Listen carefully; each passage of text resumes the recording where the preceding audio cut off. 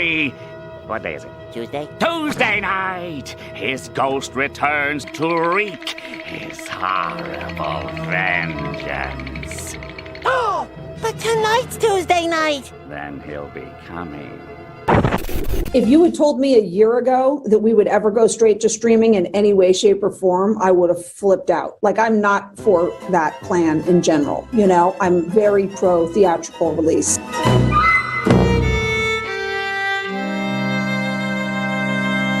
How's it going? How's it going? How's it going? Here we go for round 2. I'm going to be doing incredible, beautiful improvisations. This is my last attempt at being civil. I fucking knew it! The real question and the real problem that I think that Hollywood has is Hollywood is making their stories inauthentic in order to have more authenticity and to be more inclusive. The stories themselves are being compromised. And that, my friends, I think is the real problem in Hollywood. Our order was meant to shine its light in even the darkest corners of the galaxy. You know, kind of duplicating the Luke Skywalker. It's like poetry, so if they rhyme. Every stanza kind of rhymes with the last one. Again, it's like poetry. What could possibly go wrong? Oh, here we go. Here we go. Oh, snap. Let's see it. $8. $8. Brett Morrison said, how much for me to say roll tide? There it is. Oh, 30 grand. Damn, really? That's awesome. Oh, yes. Yes. That's incredible. Now, was that the goal for today? Well, it started at 10, I think, wasn't it? It started at 10. In theory, extended it to 20, then extended it to 30. Oh, 2020, you year of wouldas, couldas, and limbos of the maybe-sos. Yes, you made us look you in the eye and recognize. And now, as we stabilize, organize, and get on the ready to respond, we have to reveal and revive so we can testify. It's on you. It's on me. Green lights, baby. Let's go. Say, kids, what time is that?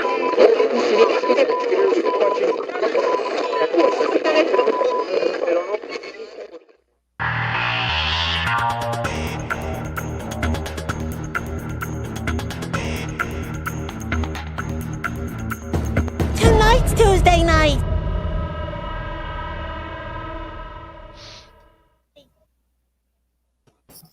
Green lights, baby. Let's go.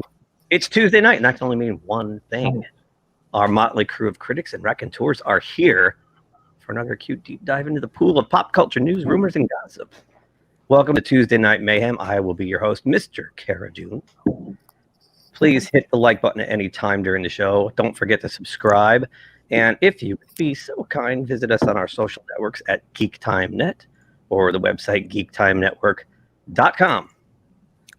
So before we get started with the news of the week, got quite a ensemble here tonight. Let's go around the horn and introduce our panel, starting next to me with the one and only Stacy, just Stacy, Lady Geek Time herself. How are you, Stacy? Hello, friends. I'm great. All right. Next to Stacy would be the stalwart, one of the OG live streamers on this channel, Mr. Peter Bradley. Why, hello there. Howdy, it's almost like howdy, a Brady below. Bunch going on here. We do. Below me would be Jan Brady, Judah Buddha. And in the center square, Paul Lynn, no. Alice the maid, no. Steve Rogers, no. It's Jeff Shaw. How are you, man? Good. How are you? How's everybody? Good. Next to Jeff, we have our first time. I got to point out to our audience that we've invited Doug from the beginning, and he finally decided to join us. Welcome, Doug Allardyce Kathmandu. Kathmandu. Hello. I like that. Is that your Cobra Kai name? And for pizza and pop culture fans or audience, I hate to use the word fans because, you know, that's really presumptuous. You might remember Jason Breidenbach. Welcome. It's good to see you, man. How you been? Welcome back. Yeah. Happy New Year. Good to see you. Happy Thank New Year you. to you. Thank you very How's much. the weather out there in San Diego? Did we lose him already? I don't think It's so. a beautiful 70 degrees. Just yeah. We're at a nice balmy 33 or 34 here in Connecticut. 70 sounds good. 70 sounds real good. Sorry, I'm drinking my can't beat it. Paradune tea. Thank you very much. My Christmas gift to him. So how did everybody's week go? Wow, that good. I can't really say there was. I mean, there's a lot going on this week. It's just not in entertainment, but things are happening. Things.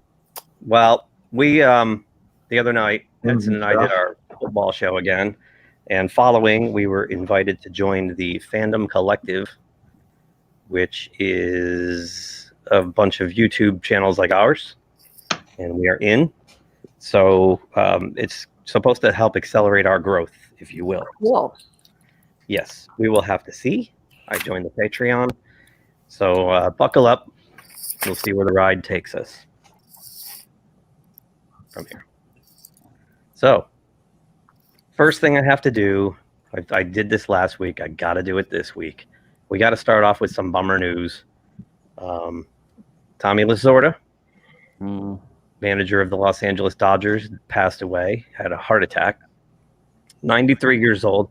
I put this in because Tommy Lasorda was one of those guys that, to me, transcended sports into pop culture. Mm-hmm. I don't think you had to like baseball or sports to know who he was after the Dodgers run in the late 70s, early 80s, where he was the manager. Mm-hmm. He was doing beer commercials, and he was just one of those guys, you know. He'd pop up everywhere doing guest spots on TV shows and whatnot. And I mean, everybody here knows who he is, right? Of course. Of course. Yeah. So He's that guy right there. He's which one, Pete? The one in the suit? I had a video game. Called yeah. I had a video game on my Sega Master System called Tommy Lasorda's Baseball. Yeah, Sega. Yeah. So go ahead, Stace. I'm I sorry. was gonna say, to be honest, like I was kind of, I didn't know he was still alive. Like when the news came out that he had died, I was like, oh, I didn't realize he was still around.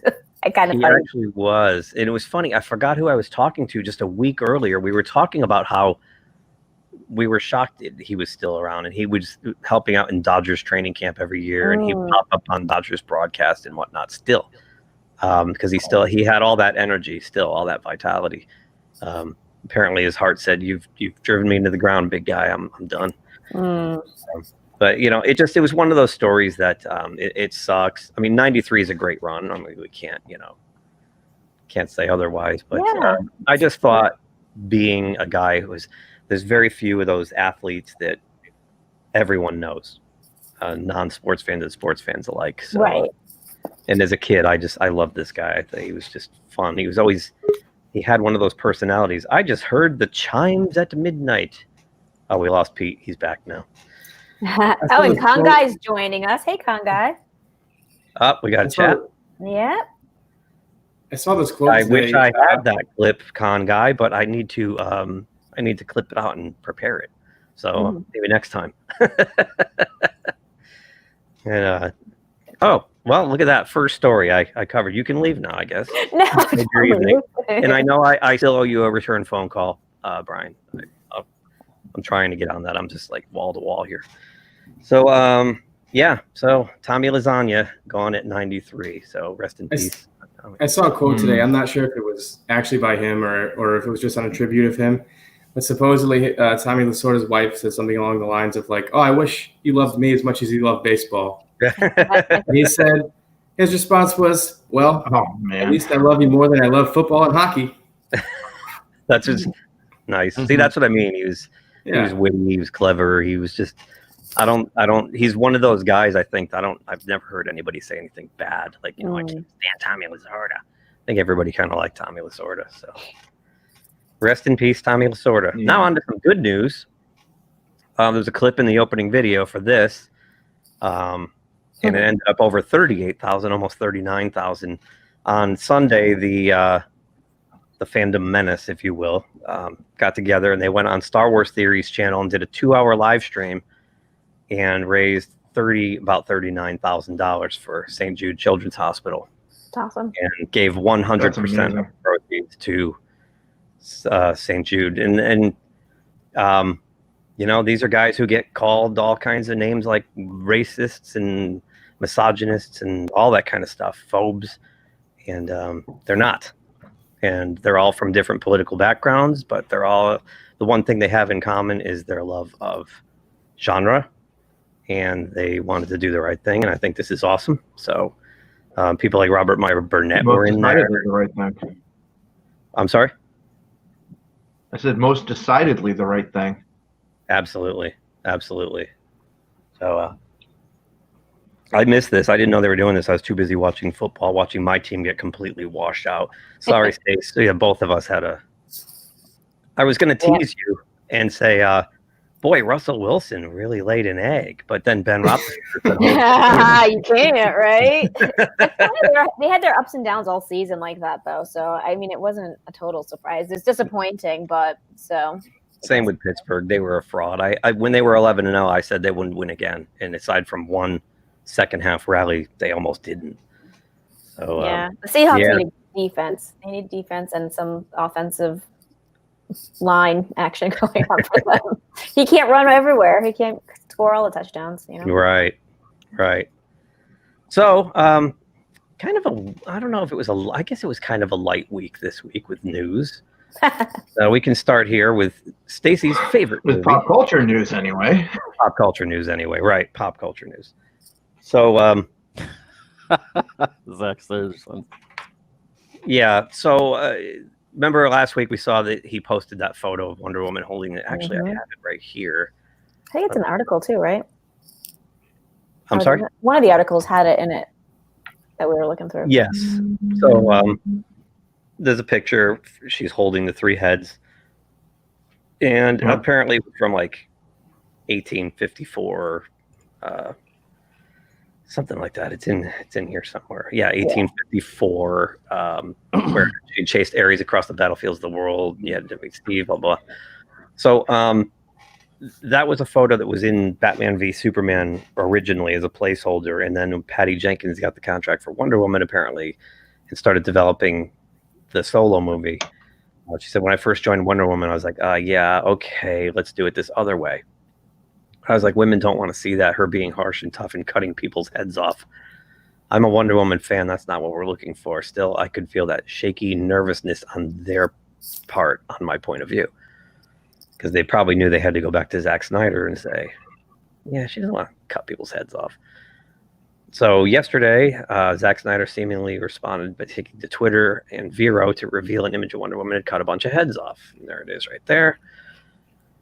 And Zack responded, a fan on Vero asked Zack about the image and asked if he'll be using it in the remastered version of Batman vs. Superman. Zack responded, it will not be used as it contradicts the brilliant movie Patty and I made and supported and did the story for. So Zack, of course, cast Gal Gadot, or is it Gadot? I can't help it. I got to call her Gal Gadot. Whatever. It doesn't. That's what I call her. Yeah, sounds a little more fancy. Fancy, I agree. We all know who you're talking about. However, following the success of the Wonder Woman movie, it said that Patty Jenkins had Zack Snyder removed from being involved with Wonder Woman 1984, which seems quite obvious. You got to love when journalists inject their personal opinion on things.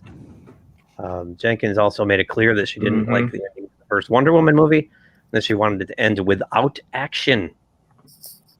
Rather ironically, Jenkins got her wish in the sequel. I was just talking about this today with my friend Jackie. Like, the big climax of the movie is her giving a lecture.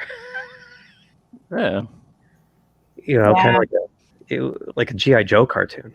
Hey, we all learned something here today. Gal Gadot also revealed they did sword and shield in Wonder Woman 84 because they thought the sword and shield was too aggressive. That surprised me when I read that. Yeah, what? It's crazy. Yeah. So you can see the definite Zack Snyder versus Patty Jenkins visions of Wonder Woman. I don't think there was a single death in the new movie. Right? No. But there is an article online that I could send you the link that shows you that Wonder Woman in the first movie killed at least 160 people. In her movie? Oh yeah, the World War One. Sure, that's right. Well, yeah, it was an actual war. That's right. She was like knocking down buildings and everything. Yep. Yeah. Yep. I mean, how many German soldiers? Yeah. So it's going to be interesting because, of course, they've greenlit the third one, and the response to the new movie is not good. It's what it earned this week, like $3 million total, and they actually blamed the Capitol building incident for their dwindling box office. It's like, come on, you guys. Let's call a spade a spade. It's a bad. It was movie. tanking before that. Oh well, it was steadily coming down, right? Mm-hmm. But the fact that it dropped like 3 million this week, and of course the Rotten Tomato scores keep dropping. And we covered it last week that the fans voted it the worst DC movie, even worse than Birds of Prey. So they turned around Wednesday. Oh, it was Wednesday. If it wasn't for Wednesday, it might have made actually $4 million. So it felt like sucked quite as hard. No, and it felt like a rough cut. When I was watching it the whole time, I was thinking we must be watching a rough cut of this because this can't be a finished product. I still can't get over how bad the wire work is. And the special effects, the holy CG, crap. the scene in the desert with the dummies. Yep. That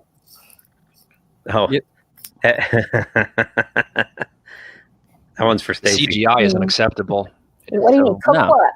It looked like they rendered it like halfway, and they were just like, ah. Oh, that's what they do. Yeah. Oh, this link is like broken, Jude. Hang on, let me see if I can even use it. Yeah, this is the kill count of every DC movie. Oh, really? Yes. The kill count. Let's see if this Superman has racked up the most. Oh yeah, that Man of Steel was insane. Disaster porn. All right. Ooh, no. Go away. Pop up. Sorry, here we go.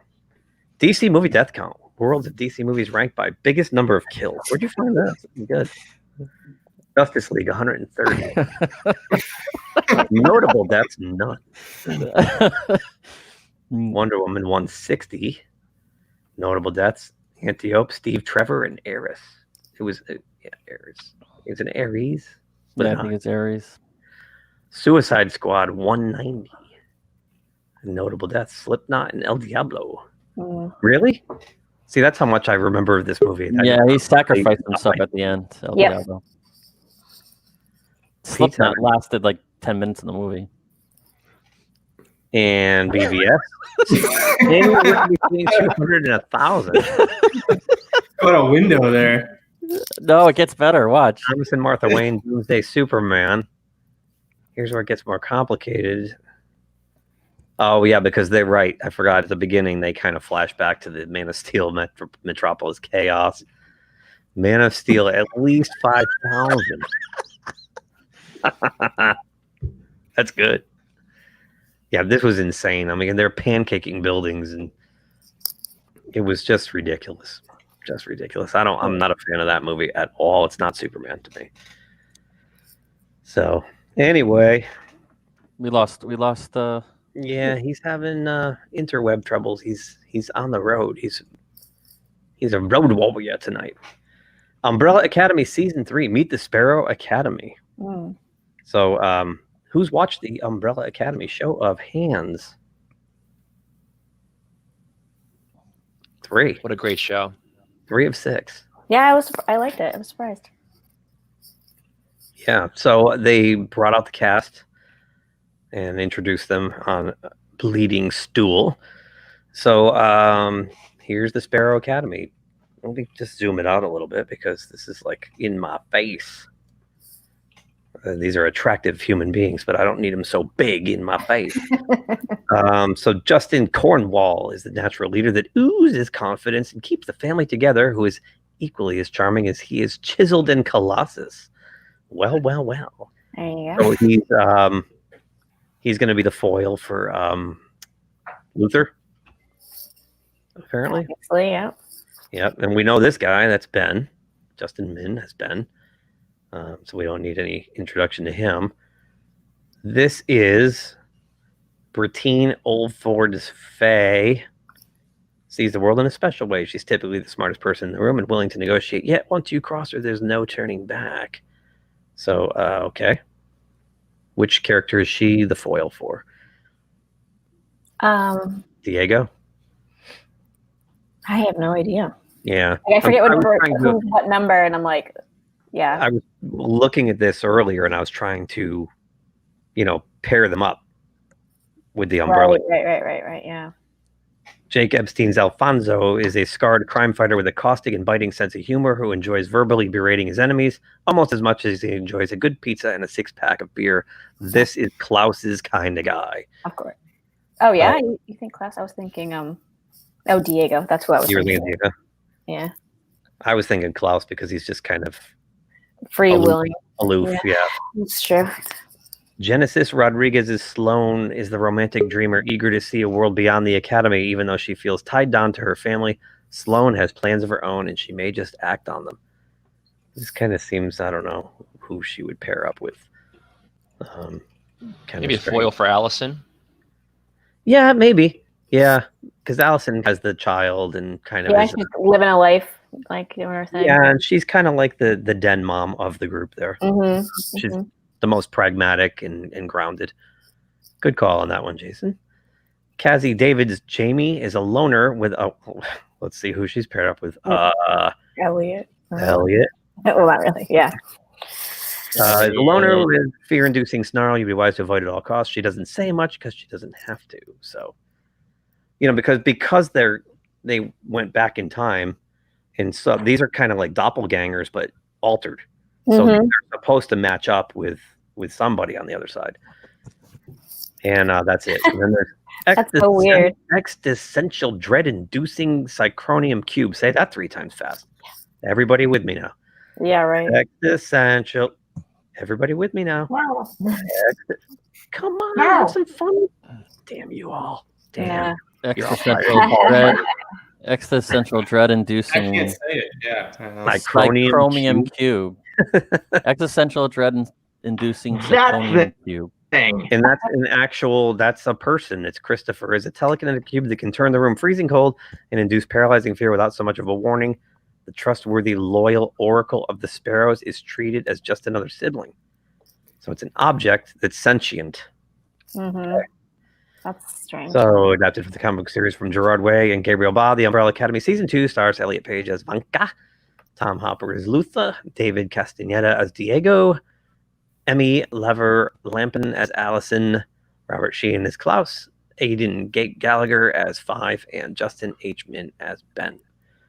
So there you have it. I'm looking forward to it. So I don't understand how Ben is Ben. Like, what? How is it the same person? I would have to go back and watch again. I watched it over the summer. I don't remember. I just remember when they show up at the mansion, his photo is still above the fireplace. But I didn't understand that. Like, I have to go back and watch it too because I feel a little confused. Jason might have an answer for you. Maybe. No? Yeah, I think in this alternate reality, Ben is alive. Remember, he was supposed to be dead in the first 2 seasons. Right. So, but he's with Klaus the whole time. I mean, yeah. That was right. Yeah. So, because the timeline right. So because the timeline is splintered, he would still be alive for these are different. It's a different academy. It's not yeah. I mean, it'll be interesting for all these things to come to light. That's my okay. Yeah. So unfortunately there was nothing in here about production. When they're shooting, when it's due, it just doesn't. I'm guessing they haven't even started shooting it yet. So, I mean, they got headshots of the actors, so they're probably not even in production. So it's going to be a long wait. A long, cold wait. And since we're on Umbrella Academy, we've also got some news on The Boys Season 3, which they do if I can get rid of these pop-ups. Oh, my God.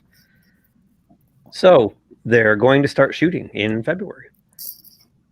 So they got everybody back together. There's Carl Urban getting his last Sunday where he goes back. They got the boys back together? The boys are back together. And The boys Yep. are back in town. Yep, they're going to start shooting in February 2021. So looking forward to this. We'll have to track this out through the spring and summer. Probably I'm guessing they're gonna aim for a late year release, maybe. Probably like November, because by the time they get into post production, they'll probably be one of those things too where if they shoot it, it depends on if they shoot the episodes in order or not. But if they do, then they can start post on a couple of them while they're still shooting. They're at, start getting them ready. If not, it'll be early 2022. But he looks so different. I know. So looking forward to that. But I don't know. I'm gonna miss Stormfront, I think. It's irritating. Oh, she was great. Jason and I really liked her. She's a bad girl. Evil. Nazi. Legitimately. Well, exactly. Figuratively. Made things interesting.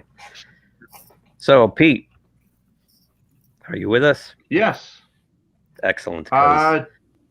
Nobody move.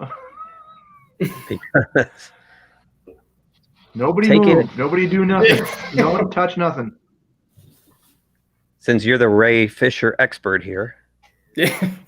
Oh, God.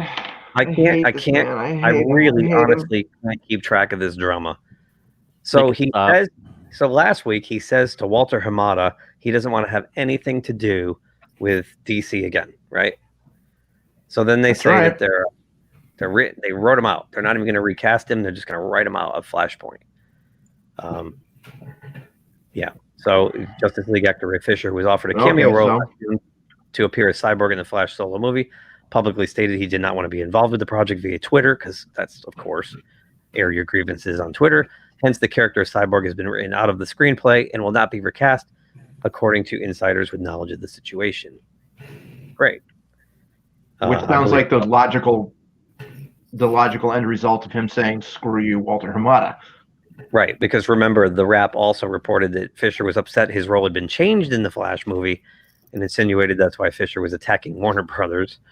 And this was compounded on top of his problem with the Justice League movie. So, yeah. So then Warner Brothers denies that they've recast him. Let me just see if I can get rid of this. There we go. Warner Brothers has reportedly addressed a number of rumors surrounding DCEU future of Cyborg actor Ray Fisher's vehement and public refusal to be part of any project involving DC Films head Walter Hamada, denying that the actor had been recast and that the character was ever planned to make an appearance in The Flash. Scroll. The news that Warner appeared to be severing ties with Fisher and recasting the part of Victor Stone was first reported by YouTuber and Rooster Teeth content partner Grace Randolph on January 5th, who tweeted, "Here's some more DCEU tea. They're auditioning actors this month to take over the role of Cyborg in Flashpoint, and Andy..." Anybody? Muschietti is heading up the search. Machete. Think a machete to this role. Randolph, following her teacher opinion, the recasting Cyborg, blah, blah, blah, blah. If there are a number of problems with Fisher that can't be worked out, and that's unfortunate. There are plenty of great DC characters of color that can be used instead. Recasting is a really bad idea and will haunt this film. Luckily for Randolph, it appears she can rest easy as Slate and Forbes film writer Mark Hughes announced shortly after the rumor began circulating on Twitter that the studio had informed him that not only were reports of Fisher's recasting untrue, but also they had claimed that he would make a cameo in The Flash. The rumors of Cyborg recasting are a lie. Cyborg is not in The Flash, and the role is not being recast. Now, see, the funny thing is, if you read the Flashpoint story, the Cyborg is featured throughout. So, who knows what the truth is? Are they going to write him out? Yeah. Are they going to him? What are they doing here? Then. Don't I have a third one? Wasn't like Spider-Man really crucial to the whole Civil War plot line, but they just kind of cameoed him? Well, they didn't right, because they got the rights. Right, they had to wait. Yeah. I mean, even if they changed even if they changed the actor, would anybody really care? I wouldn't care. Right. So Warner said. No, so let's nobody would just care. to recap for everybody who's as confused as I am, and I have been this whole time. So Ray Fisher's written out and not recast. Then Warner Brothers comes in and says,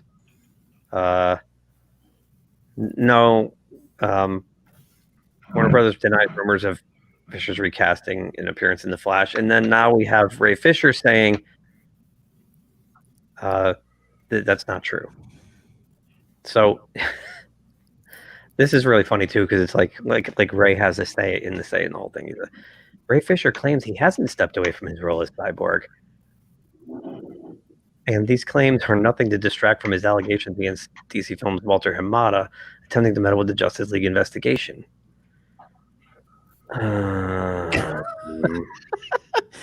But you're the one that said it, Ray. Didn't Walter Hamada, didn't he say he's the most dangerous kind of enabler or something? Yes, he did. Yes, he did, Jude. Yeah. And says, and added to the fact that he will never work with him again. Right. And then he went after Joss Whedon too. Joss Whedon, Jeff Johns, John Berg, and that's down here. He implicated Jeff Johns, John Berg. He basically just set fire to the whole place. This guy, he seriously never wants to work again. Just the fact that Ray Fisher claims he hasn't stepped away. No, you don't. That's not your choice, dude. They will just get rid of you. Not your choice. No, so play the character. Oh my God. This has been going on since what? July? August? Easily. And he just keeps shooting himself in the foot and just he makes my brain hurt. He really does. What we're trying to tell us is you want us to fire you, right? You don't want to work with us anymore. Yes. It's amazing. Yes, you can't fire me. I quit. I didn't quit. And you can't fire me. You can't fire me. And you can't fire me. Assholes. I just it's sad to me that he clearly does not understand what he's doing here. He doesn't have the foggiest idea of what he's doing here. And somehow thinks but he's getting likes on Twitter, so good for him. Is he though? I don't know. It's sad to me, and I can't believe his agent doesn't tell him to stop. He's just blowing himself up, and his career's. Look, I don't want to make a prediction, and I don't want to wish ill on anybody's career, but I think he's done. Would you listen to his agent, though? I don't know. If he's not listening, that's one thing. But if his agent isn't doing his job, it's too late. Even if his agent was doing it, it's too late. It's too late. Even if he got a new, I don't know what he can do to make amends at this point. But man, it's just amazing. Mr. Catmandu, your mic is muted. I feel like John Boyega. Yeah. John Boyega. Thank you. I think he's just handling the whole Star Wars situation okay. But I mean, there's a right way to do things, and there's a wrong way to do it, and you got to be somewhat, I guess, diplomatic in some aspect, because it's your job. It's your job, especially now with cancer culture. It's your job. You say one wrong thing, that's it. You may never get a job again. Yeah, I agree with you, Jude. I think John Boyega handled it better. And John Boyega didn't go out on the offensive. Mm-hmm. He was asked in an interview with GQ magazine. That's right. And that's when he kind of let his frustrations fly. Yeah. And he's not wrong. Everything he said was exactly right. Mm-hmm. Right to the fact that in the script in The Last Jedi, it says, I used to mop the floor. Therefore, a janitor. So, yeah. But Ray Fisher has started this fight on Twitter, and he's airing his grievances on Twitter, and he has yet to provide a single detail. That's the weirdest part. That's the part that doesn't serve his cause. Where John Boyega used specific examples. They promised me this. This is what happened.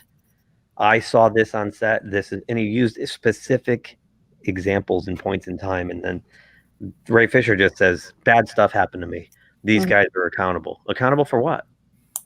What about your accountability, Ray? You haven't proven anything. So aside from Jason Momoa standing by him and Gal Gadot saying she had an issue with Joss Whedon, he really hasn't had any evidence whatsoever to bring to the table. Just keeps going on Twitter and whining. So, you know, you're innocent until proven guilty. At least you used to be in this country. So, I mean, I don't want to say that he's making shit up or he's way off base, but it's the tactics he's using that make him look foolish, in my opinion. And yeah, when you have a resume as thin as his, like, oh, one major movie, you're just nobody. Just like the rest of us. Don't worry. Dancing with the Stars is always going to need people. Right. That's true. That's very true. Math dancer. Yeah. Singer. Yeah. Ouch. Is that where Wash Up Stars go? Ouch. Yeah. Hey, some people come back from Dancing with the Stars because Ralph Macchio was on it in 2011. So was he really? Yeah, I think he might have won. Actually, I don't know if he won or not. Yeah. I remember going to Terrificon. I think this was like 2016, 15. Keith, remember? And Ralph actually had a booth there, and like it was like way in the front, not even in the back, and people were just walking by him. And I was like, oh, there's Ralph Macchio. Was he there? He was there. You don't even remember. No, I don't even remember. He was there, and I felt kind of bad because like no one was going to his table, and he was kind of just hanging out in the back. His table would be in the back right now.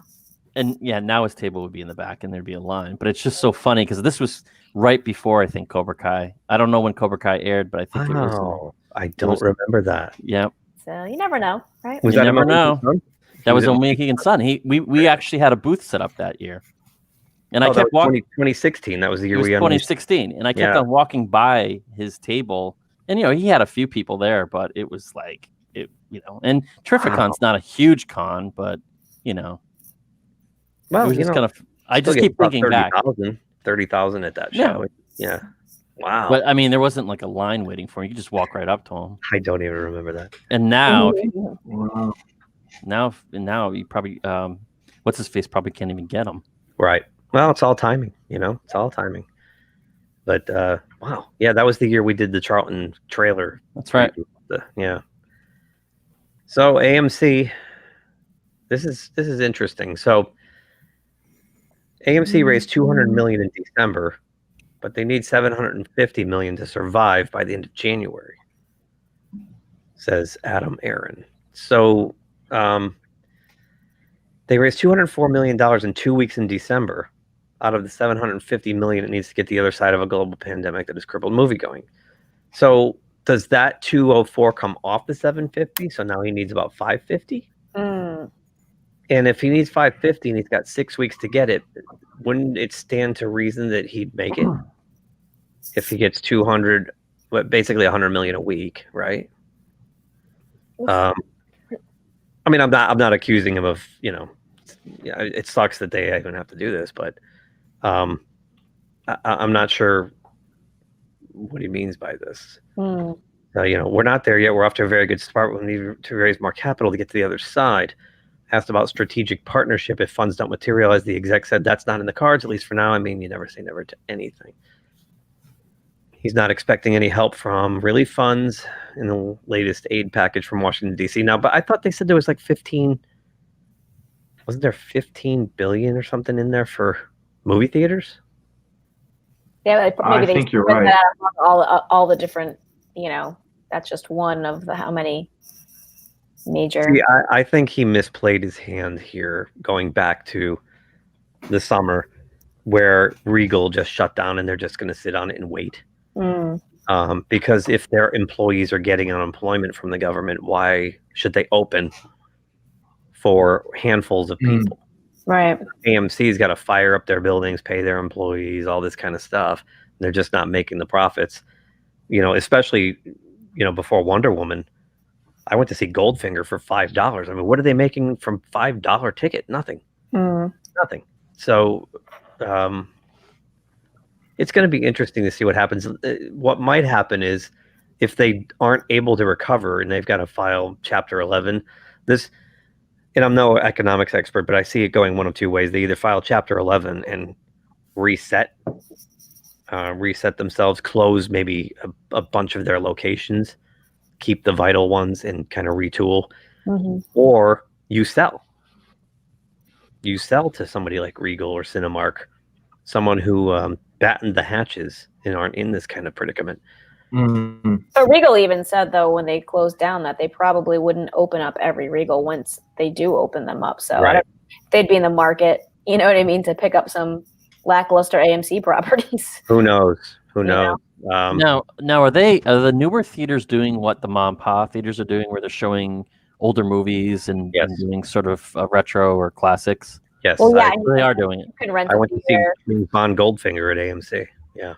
My sister's having my niece's birthday party, like a little like a socially distanced movie theater party for her birthday at the movie, on a Saturday at AMC. So they're trying, but no popcorn, no food. Yeah, that's the pisser, and that's why they're done with my business for a while. So you know me. AMC, the biggest global chain, is also one of the most indebted. As the coronavirus hit, leaving in a dicey situation, his stock has plunged since March, closing down 1.5% on Tuesday, and this is last week, at 1.98. That's $1.98 for a share of stock in AMC. Get it now while it's hot. Right. A group of bondholders have been nudging AMC to file Chapter 11 and restructure. If I was a stockholder, I'd be that, like, dude, your stock's worth $2. $2. Which ultimately might have to do, but Aaron is clearly hoping to avoid that. AMC is a majority owned by Wanda Group of China, which wiped out the bank. Don't say that word. Well, which would see its holdings wiped out in bankruptcy along with other shareholders. This is the key, and that's why they should do this. Ditch them. They've been propped up by China money. Then again, I mean, if they do that, maybe they don't survive at all. Who knows? It's going to get interesting, folks. It's going to get interesting. I don't know. Anybody predictions on this? I mean, I'm all about mom and pops, keeping smaller businesses together, so I could care less. I know that sounds horrible, but dude, you can care less. Well, I mean, I know what theater I'm going to, and it's close to my house, Stacy. That's such a great theater. I'm sorry. It is. I mean, even though Wonder Woman sucked, it was just a great experience. It was a fun experience, though. It really was. And I just like the small town theater. It's when you walk in the lobby and you got the owner in there with like the teenagers, Yeah, but when orders and stuff, things are bound to get back to normal. Yeah, they are. Point, so you can only fit so many people in a small, like, mom and pop theater. That I think there's nowhere to go but up from here. So I think that we'll see. I mean, a year will make a huge difference to see where we are. Yeah. Well, one of the things you got to think about too, if these big box theaters all start closing, you're going to have tons of abandoned buildings all over the place. What do you do with all that real estate? Yeah. I remember the theater chain Showcase Cinemas. They were big over here in the Northeast, and they had one on the East Hartford, Manchester North line. Haven was big. The one on Universal. That one got bought out. That's right. I remember that. That one got bought out though and restructured. Where the one in Hartford died, and it sat empty for, I'd say, almost 20 years. It just sat there on the side of the freeway, and there was trees growing through the building when they finally raised the building. So, what was the one that you rented out for when we were doing that skit, that movie? Remember the one off the highway? The Meriden. That's right. It's now a hospital, satellite hospital office, like an emergency room thing. Yeah. So I don't know. It's going to be interesting. I think they will survive, but maybe they're going to shut down a lot of the smaller ones, or in smaller towns where they're just not going to get the business. You'll see the AMCs survive in the big cities, but not beyond that. So, Wonder Woman 19. Speaking of bankruptcies, 3 million in third weekend amid pandemic and U.S. Capitol woes. This is really? You blame that on your failing box office? That? You know, I was going to go to the movies, but there's that thing at the Capitol, so. I think the pandemic is fair. I knew that was you, Pete. Yeah, I was going to go, but then riots. Yeah.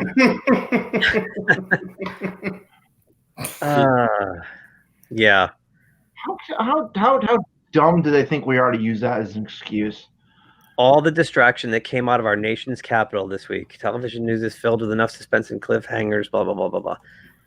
Just stop. Warner Brothers Wonder Woman 1984 in its third weekend continued to emulate the legs of a horror movie, down 45%, with 3 million in 2,218 theaters and a running box office of 32.6 million.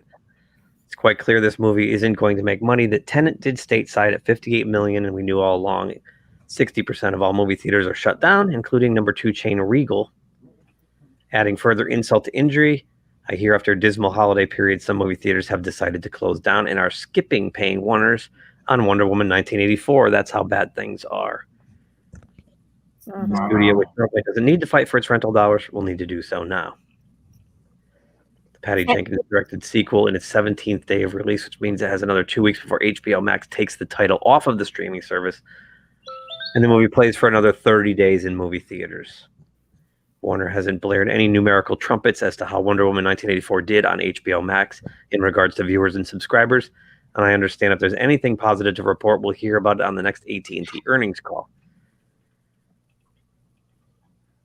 Still, if there was something awesome to shout out to the world about Wonder Woman 1984's success on HBO Max, we would have already heard about it.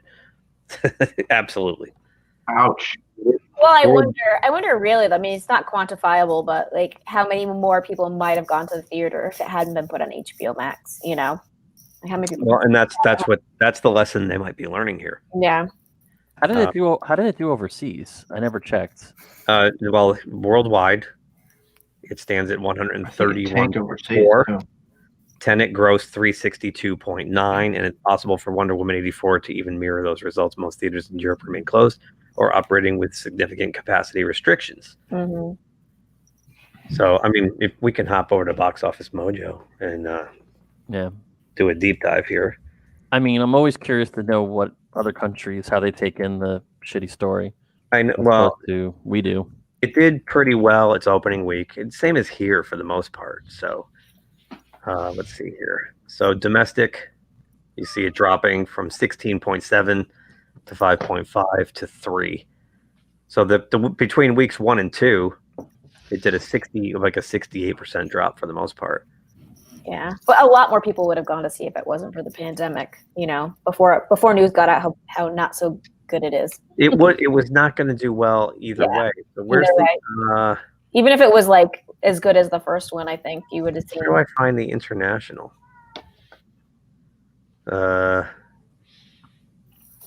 Worldwide. Here we go. Worldwide. Hey, they released Jurassic World in the rest of the world. It's not even in the top 12. Let me peek back in. We got to look at the hamster wheels turning. Let's see. Wonder. Oh my God, I cannot type. Cat is that? It's Jude's cat. It sounds like it's talking. I know. It's like a zoo here. I come home from work and it's like all of a sudden I'm a zookeeper. Here you go, Jude. Here's your worldwide breakdown.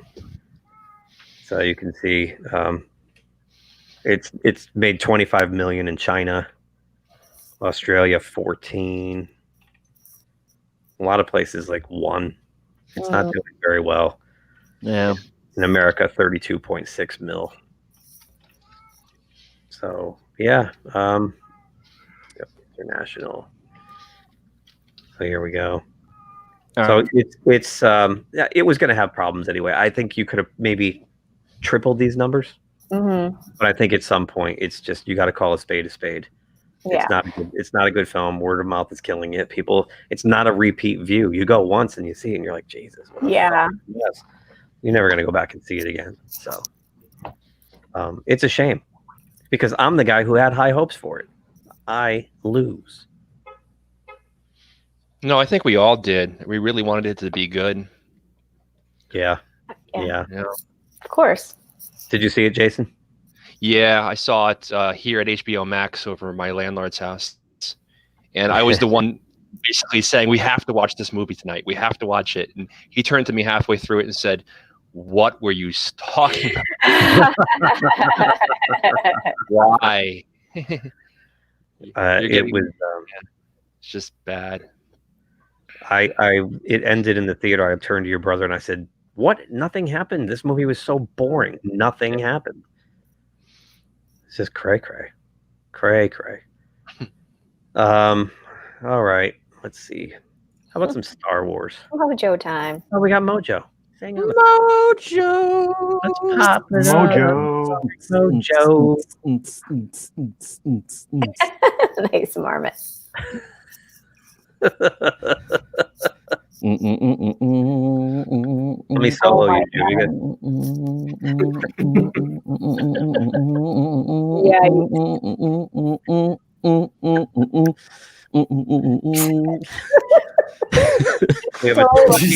That's the funny thing. Stacey's a nice marmot. Yeah, nice marmot. Nice marmot. My favorite. My brother has not met the marmot yet. So cute. Aww. Make him twerk one more time before he goes. Where else can you get a twerking marmot?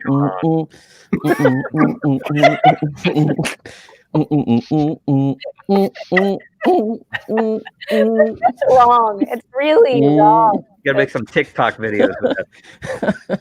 Oh my goodness. Go play. Go behind the fridge. He's gonna be known as the man with the marmot. That's it. Marmot man. I'm gonna be like those people in Central Park with like the white rat on their you shoulder. are. Yeah. You're gonna be that guy. Oh. Yikes. So this is like poetry and it all rhymes.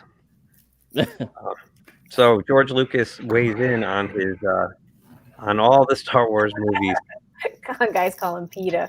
Exactly. He did say that. I was thinking exactly that. He did not seem to mind, I have to say. He was into it. He's fine. He's a freaky marmot. So George Lucas weighed in on the Disney Star Wars movies, gang. Have you seen this? No. No, this is news to me. Yeah. What did our buddy George have to say? On Screen Rant. He said it's like poetry. It all rhymes. So for The Force Awakens, George said, just prior to the global release, Kathy screened The Force Awakens for George. He didn't hide his disappointment. There's nothing new, he said. In each of the films in the original trilogy, it was important to him to present new worlds, new stories, new characters, and new technologies. In this one, he said, there weren't enough visual or technical leaps forward. Lucas also provided Disney with story treatments for the sequel trilogy and was disappointed to learn that they were ignored in Star Wars' first movie. Wow. He said, they looked at the stories and they said, we want to make something for the fans. They decided they didn't want to use those stories. They decided they were going to do their own thing. They weren't that keen to have me involved anyway, but if I get in there, I'm just going to cause trouble because they're not going to do what I want them to do. And I don't have the control to do that anymore. And all I would do is muck everything up. So I said, okay, I'll go my way and I'll let them go their way. That's not what you would call a ringing endorsement for Jar Jar. Kathy Kennedy. Yeah, no wonder Kathy Kennedy's so determined to basically destroy it. The first thing words out of his mouth were, I'm disappointed with you. Ooh. Next up, Rogue One, a Star Wars story.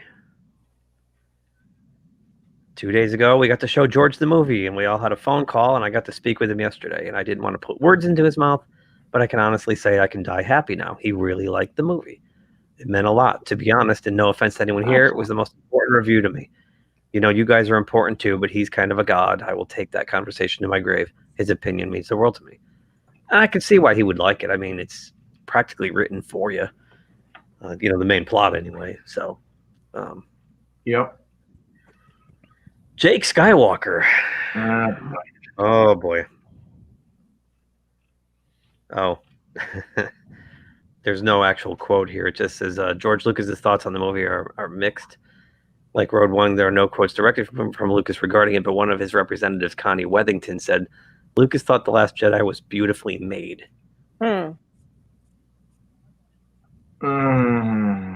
Okay. Solo, a Star Wars story. Again, no quote from him. Lucas strongly supported Ron Howard as the director, and he visited him to help direct the scene. Where does it say it here?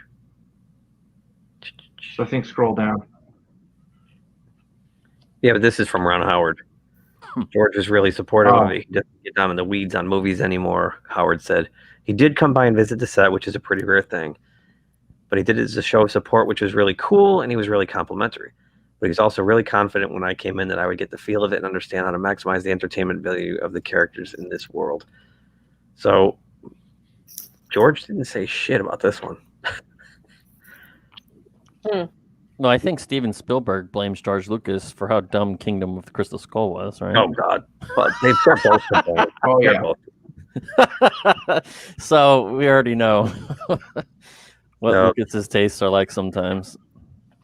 The Fall of Skywalker, nothing. Lucas's thoughts on the final Disney Star Wars movie are unknown, but he was absent from the film's premiere. This may indicate either negative feelings toward the movie or indifference. After decidedly negative reactions to The Force Awakens and The Last Jedi, Lucas may not have felt motivated to give the sequel trilogy his attention anymore. Lucas's change of heart in regards to Legends resurrecting Palpatine may also have played a factor. If he did dislike it, but for the most part, it seems like he decided to stop commenting on Star Wars movies. So it looks that way. Like with each subsequent release, his involvement or his commentary decreased. Yeah. He had a lot to say about The Force Awakens, and with each one that came out after that, he's like, yeah, whatever, it's fine. So I think he feels like selling Star Wars was the dumbest thing he could have ever done in hindsight. And when he did it, I remember I was thinking, this is the dumbest thing that you've ever done. Yeah. And he made the prequels. So, yeah. But I think now, because he's on the set of Mandalorian a lot, I think he feels that the Favreau-Filoni team has breathed a little new life back into the franchise. It's funny because I saw a quote somewhere and I forgot where I read it, but George Lucas said something to the effect of, I sold my characters to Disney because they were the kind of company who would keep them alive forever. And then the first thing they did was kill my characters. Yeah. That can't sit well with him. They took Luke, Han, and Leia and killed all three of them. I mean, they had to kill Leia for obvious reasons, but they were probably going to do it anyway, whether Carrie Fisher passed or not. So, as we know, and we've heard everywhere and then some, that there's a civil war or a schism at Lucasfilm. Yep. It's a house divided.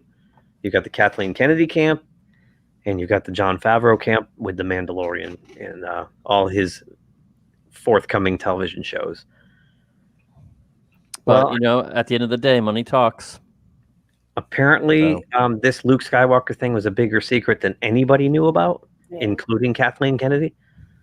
So a new rumor claims that the Lucasfilm story group that was involved with the newly launched Star Wars The High Republic publishing initiative are unhappy with Jon Favreau, The Mandalorian, and Luke Skywalker.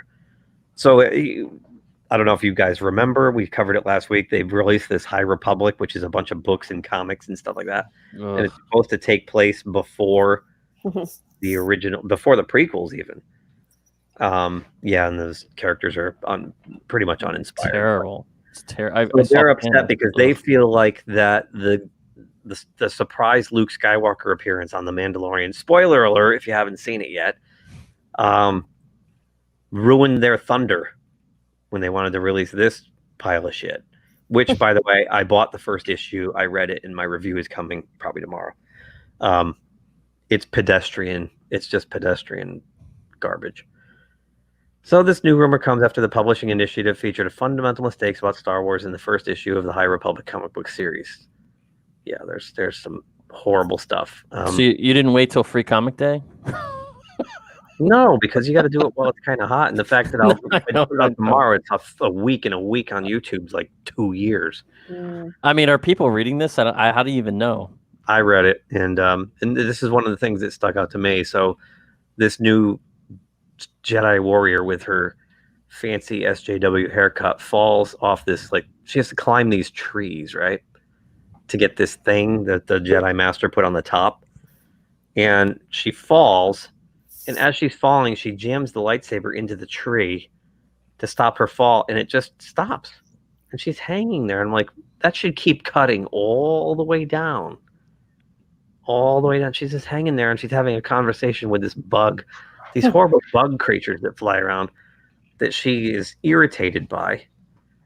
It's kind of funny because she's supposed to be like, she's a Padawan in training, and you know, part of the Force is to control your emotions and, you know, and love and respect all forms of life around you. And all she does is, like, she scowls at this thing, you know, and she's like, oh, and they have her internal monologue. She's like, oh, I wish this thing would just shut up and go away. I don't need these distractions. So anyway, so they're all upset because they have this great stuff that they want to get to the world, and they feel like Luke stole their thunder. That looks like Kathleen Kennedy in the front cover. Right. Right. It's kind of like Brie Larson to me, or yeah, or Whittaker, Jodie Whittaker, or Jodie Whittaker. Yeah, it looks just like Jodie Whittaker. So the scooper says that the Fury. This is why, like, Pablo Hidalgo went after Star Wars Theory for crying and whatnot, and the Lucasfilm Story Group feels like the Luke Skywalker reveal was a betrayal of Kathleen Kennedy because they and Kennedy are not getting credit for anything. Well, you know, you actually have to do something to get credit. WDW Pro then believes that Hidalgo and other Lucasfilm employees are going after fans for emotionally reacting to Luke Skywalker's return, created a full-blown public display of the two visions at Lucasfilm. Well, can we just back the truck up for a second here, gang? You know, we're all into storytelling here, right? Jason's an author. Have you seen The Mandalorian, Jason?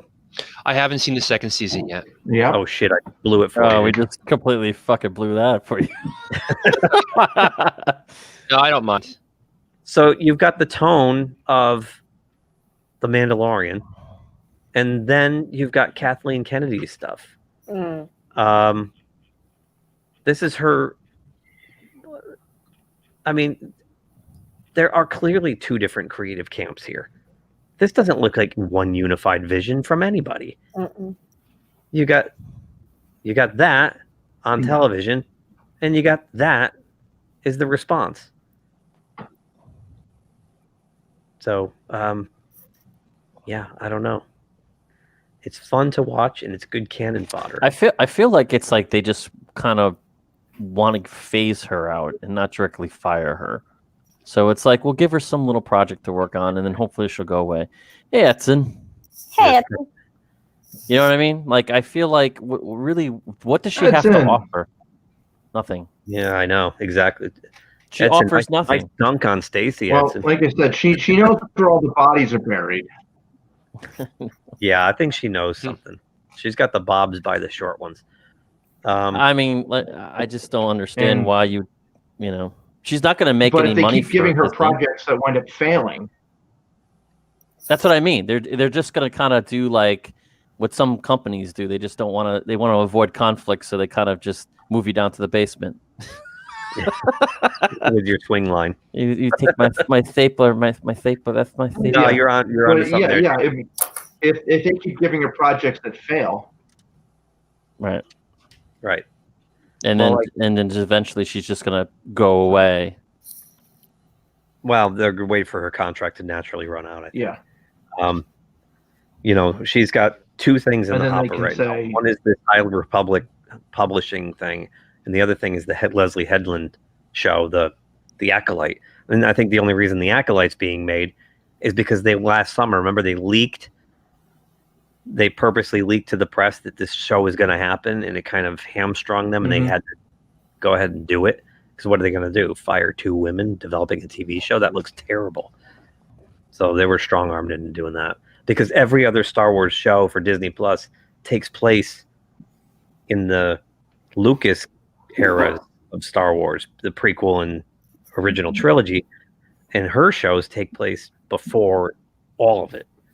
So, yeah, but at this point, even with the Mandalorian, her characters, they're not likable. They're not relatable. Every Mandalorian character is likable and relates to the Star Wars universe. Her characters are completely, you know what I mean? Like it doesn't mix. Because they're based on identity politics. That's right. They're trying to push an agenda first, story second, characters later. And it's not going to survive at this point. Not with the Mandalorian. It's not. I mean, if we got a preview of what Star Wars can become in the future, she's gone. That's it. Oh yeah, no. And so is her self-insert Ray. Ray who?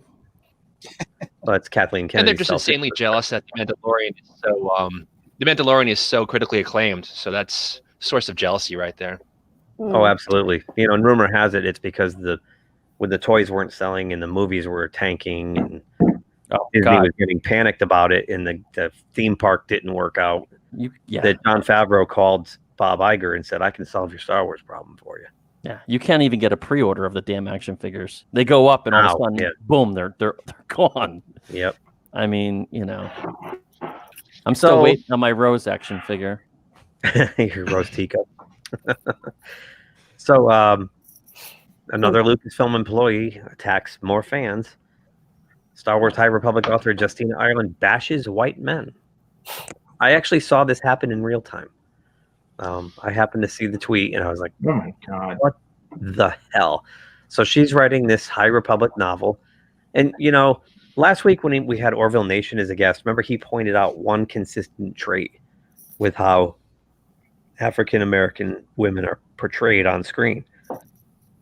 Now they're clearly pushed for virtue signaling, but they all have this one issue of being pissed off all the time.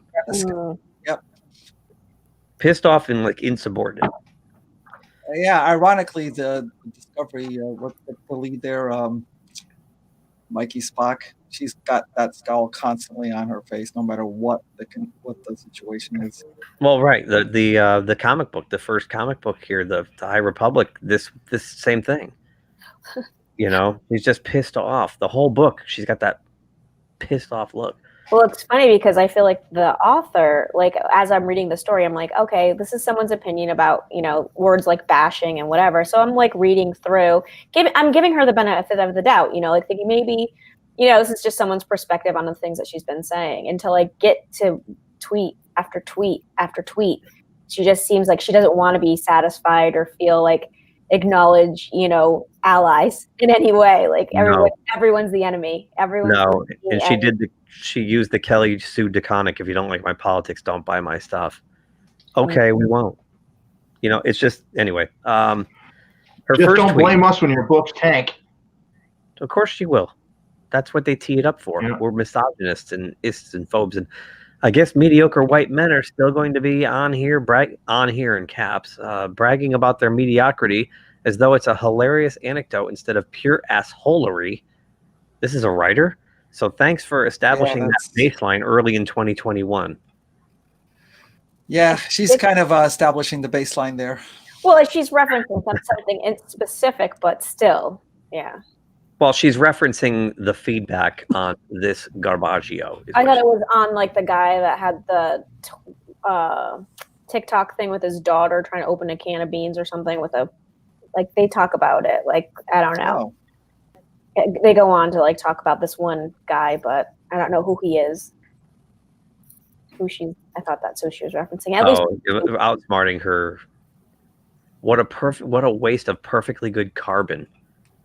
Yeah, there's so many. There are so many tweets. Yeah, it goes on and on and on. But there's one here where she says basically, don't buy my books. I don't know where it is. You're right. There's too many of these. Ironically, her header says really what I read more, tweet less. Yeah, right. She goes on, and eventually, in one of these, this is never ending. It really is. I saw the one where she said, "If you don't like my politics, don't buy my book." I don't know where it is. It's probably not even in here. But then I went and Googled the name and found this article. But the bottom line is, she's insulting fans, particularly white men, and she actually said something to the fact of like middle-aged white men suck. And okay. Yeah. And I actually, and I can probably find it. Let me just stop the screen share for a second. I can probably find. I'll have to dig for it, but I tweeted to Lucasfilm and Disney and said, when are you going to stop these people from doing this to your paying customers? It's amazing to me. We have situation after situation after situation where we see this, and it's just mind-boggling to me. It really is. Well, let me see if I can find it. I mean, no one's going to remember the comic months from now. Months, days, and it'll just end up at Goodwill in a pile of comics, just like those Goodwill comics. They're just, you sift through them and you're hoping to find a gem, and you're like, I can't. I do have a question about this though. Like, why is it okay for her to carry on, targeting a specific demographic when if anybody else targeted any other specific demographic, that's unacceptable behavior, and they get removed from the company, their contracts get ended, all that stuff. Why the double standard? Why is that okay? Yeah, I don't know. That's the golden question.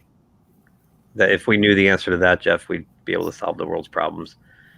So one of her final tweets was, "Star Wars is for everyone." Yup, even that guy. Itchy Baka said, "Everyone except straight white males, apparently." And I wrote, "Showing contempt for a sect of your paying audience. What a great way to promote your product. When will Lucasfilm or Disney reprimand these fools?" Seriously. Look at the Doomcock. Yeah, it was. I saw the Doomcock post. Oh, Doomcock just wrote, he put a funny video called The Very High Republic where he put Cheech and Chong into the story. So, yeah. Yep. So, it continues and it just won't stop. Here's another one. It happened just over the weekend. I saw this on Gary's channel, drew attention to it. This is someone I know, Alex DeCampi. She did a Kickstarter, and apparently quite a few people never got the book. So like 200 people didn't get the book. So everyone was writing, "Where's my book?" So she decided to address it. And there are ways to address your paying customers, and there are ways to not address your paying customers. Hey, everyone, first things first. Some of you going, "Where's my book?" didn't actually pay your backer kit shipping, so your book hasn't been sent. There's like 200 of you. We re-invoiced all you deadbeats. Wow. Folks who forgot to pay for their shipping in late December. Did you call them deadbeats? Jeez. Deadbeat. It gets better. So she puts it was via Shopify, which also should remove any issues some of you might have had around BackerKit's checkout process. We're not using BackerKit again. Okay, so that might have caused confusion. Fair enough. So if you're like, I kind of blew off my BackerKit, maybe get on paying that resent invoice so I can send you your stuff. The snark in this thing, and it gets worse. I mean, I'm not going to read the whole thing to you because she really over-explains her side of the story. Wow. But this is the one that kills me too. Lastly, so she lists, 1, 2, 3, 4 bullet points. Lastly, 4, I'd really like to see you do better. These are people who gave her money for a book. Direct. Wow. I'd like to see you do better. You. I think I'd want my book. Wow. That's a great way to address your paying customers. It makes me want to donate. Yeah. Well, let's all run out and buy a book from Alex DeCampi now so we can get insulted. Wait till your next project.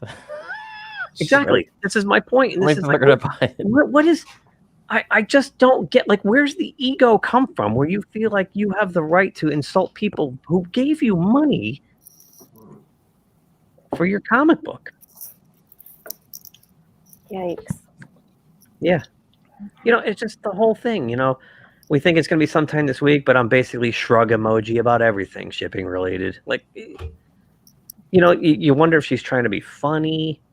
That's what I was going to ask. If you think that this is kind of, she probably thought this was funny, but if I gave her, if I donated $35 or something for her book to help her out, and she wrote and called me a deadbeat because I didn't know like where my book was. Yeah, if she's joking, that doesn't translate for her. Yeah, there's nothing on there that even shows that she's She needed a joking, little though. like laughing emoji next to it or something, like or winking emoji or something. Right. Yeah, exactly. Like, to let you know, but with just putting it out there like that, definitely. No, it's not a You joke. know, it could come across as a joke, except that if you see her Twitter feed, she's very angry all the time. Okay. So I think she was just, you know, oh, I have to do more work. I made the book. Isn't that enough? I mean, is that an attempt to be on brand? Because even if it is, she went a little too far on that. Just a little, yeah. And the bottom line is, you know, you've done this with texts or anything. It's hard to convey your emotion in print, in prose, and you know that can easily be misinterpreted if the tone is, you know, it's hard to say what the tones are, but it's just. But you know, hey, that's the state of the comic industry these days, right? And they wonder why it's failing. So, 3 Jokers, not yet. Jason Fabok, according to EVS, the name is Fabok, took non-DC work instead. So, I remember a couple months ago we reported the 3 Jokers sold over number 1 sold over 300,000 copies. They went into second printing, and there was talk of a second book, and it's not going to happen, at least not anytime soon. So he previewed this sketch here, and he said a lot of stuff previous were no rush jobs and forced work by DC, which I hated. Now I can do what I want with my time and focus on books I actually want to draw and have say in. He didn't say where he went, though. He went somewhere else, but we don't know where it is. So it came out in October, and they already sold out? Yo, the 3 Jokers sold 300. That sold out in a week. Yeah. That's awesome, though. I mean, again, we know where the heart is at DC. Right. He's not going to crowdfund for whatever reason. He's afraid of it, but maybe in the future sometime, I don't really have a desire to do a crowdfunder and put up with the printing and selling. Yeah, just talk to Alex DeCampi about that. she'll give you pointers. She's got some good advice on that. Yeah. Yeah, just hire some deadbeats to do it. I just want it because, you know, see if you can do better. I just want to draw and focus on that. But I see the draw toward it, so maybe one day I'll do a hybrid like Tony Daniel or Keanu Reeves did. But DC is so poorly run. Oh boy! Boom! Wow! Drop the mic. It took 6 months to get back to us on our pitch, so I took my work elsewhere. Unbelievable.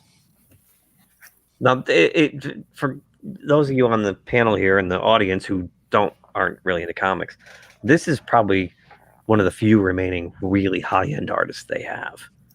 His work is it's outstanding. It's really good. Yeah, impeccable. Yep. He's phenomenal. So for him, and he generally only works with like Jeff Johns or maybe James Tynion or somebody like that. He'll work with a high-end writer only, but mostly he does work with Jeff Johns. So if they put in a pitch, you're talking about like, you know, your A squad here. And they put in a pitch for a book and got ignored for 6 months. That's horribly run. He goes on. I've worked for DC for 10 years, and a majority of that was when the company was run like a well-oiled machine with leadership that loved its creators and trusted them. It wasn't perfect, but there was a sense of trust and willingness to listen to ideas. When I say the company is run poorly, it's because I've seen it run well for years. I love DC with a passion and I want it to succeed, but right now I don't think it's being run well, and it's okay to say that. Many people working there are saying the same. For starters, they fired almost everyone I ever worked for at the company, many of which were passionate about the books and didn't deserve to go. It's okay to be truthful and call things out. I'm not an employee, and I'm not blinded to the fact that the ownership can make bad decisions. I had to make a choice and work with someone who wanted my services, and that's okay. When the time comes, I'll go back and produce more for DC and give them my all. Jeff and I have many stories already brewing, but things are going to change big time in comics, and you got to make moves for your future. Yep. He'll pop up either Image or Boom. I think what we're seeing here though is he's basically he's pulling the blanket off. It's the truth. DC's screwed. You know, they're screwed. We've been following layoff after layoff after layoff. There's another wave apparently coming soon. AT&T doesn't give a flying crap about DC Comics. Because they're in the communication business. They're a telecom company, and all they care about is HBO Max.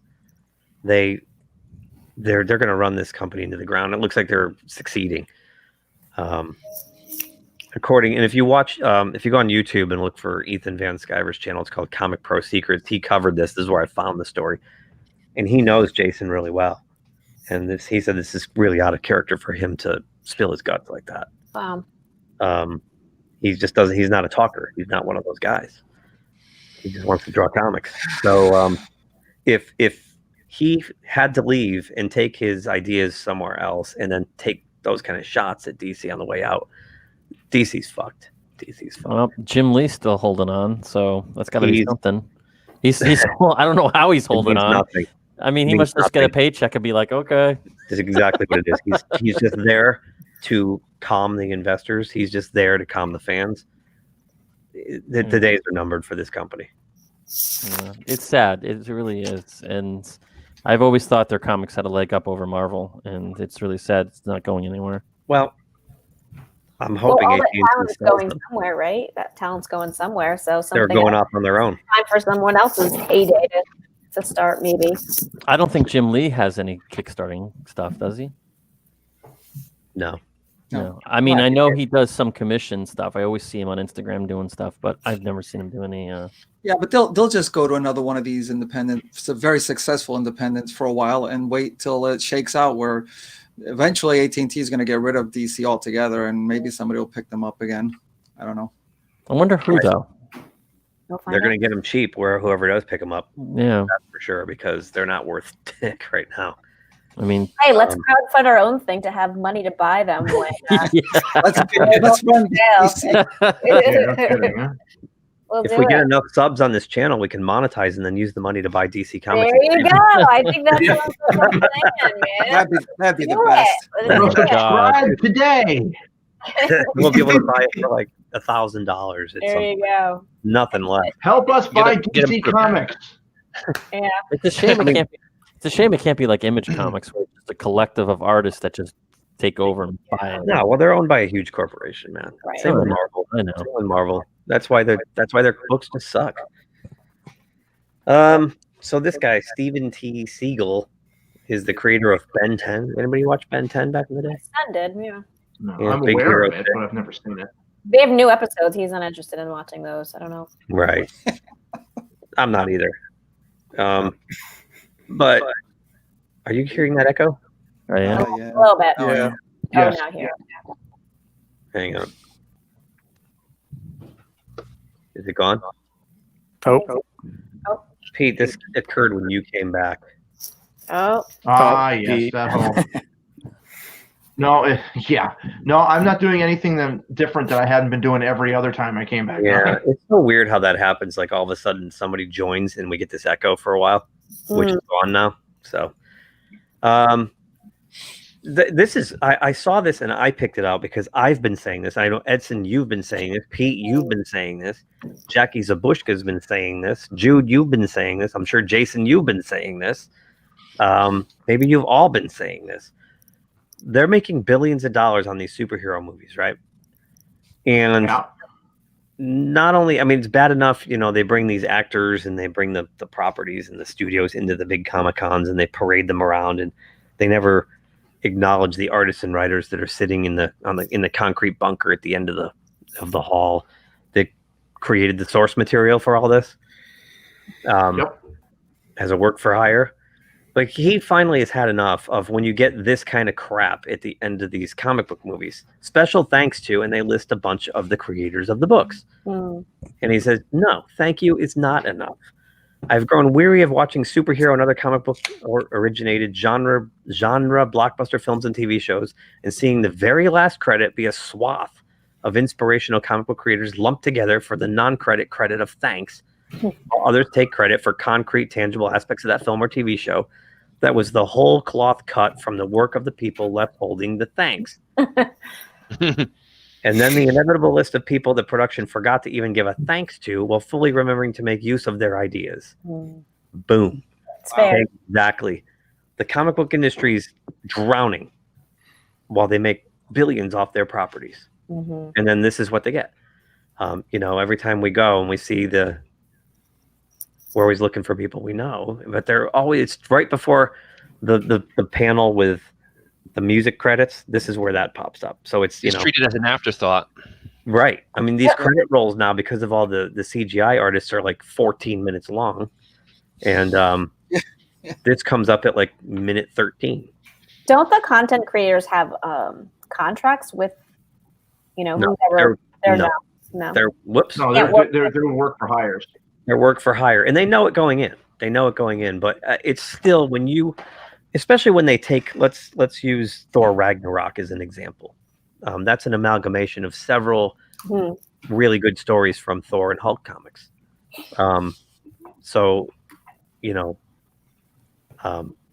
Right there, like they're directly ripping it from the pages of the book. Yeah, they're altering it, but it's people who've read it, like me or you guys, any of who's read that, you recognize it immediately. And the fact that they don't even say that these people are writers or artists of that source material, they just say special thanks to. I know who they are. Comic book fans know who they are. Yep. But the normies chomping the popcorn don't. That's me. And it's just not fair. Like these, they're all out of the theaters before this stuff even shows up. I was just going to say that. Oh no, they're not. They're waiting for the post-credit scenes. What are you talking about? But anyway. Well, that's on a Marvel. You're right. Okay, you got a point. However, you're both right. A lot of people do get up and leave anyway. They're completely unaware of post-credit scenes. But this stuff, these guys should be put up right away. You know how, especially now, how the Marvel end credits, or even some of the DC movies, they have two sets of end credits. They have the main end credits with all the animated, and it's got a cool look to it, and it puts all the stars up there and the director, and then after they splash the title again, it goes to the typical crawl. Or with a scene sandwiched in between. But these should be right around there. Like it should say, based on the story. Yeah, based on I the think story by. Yeah. Right.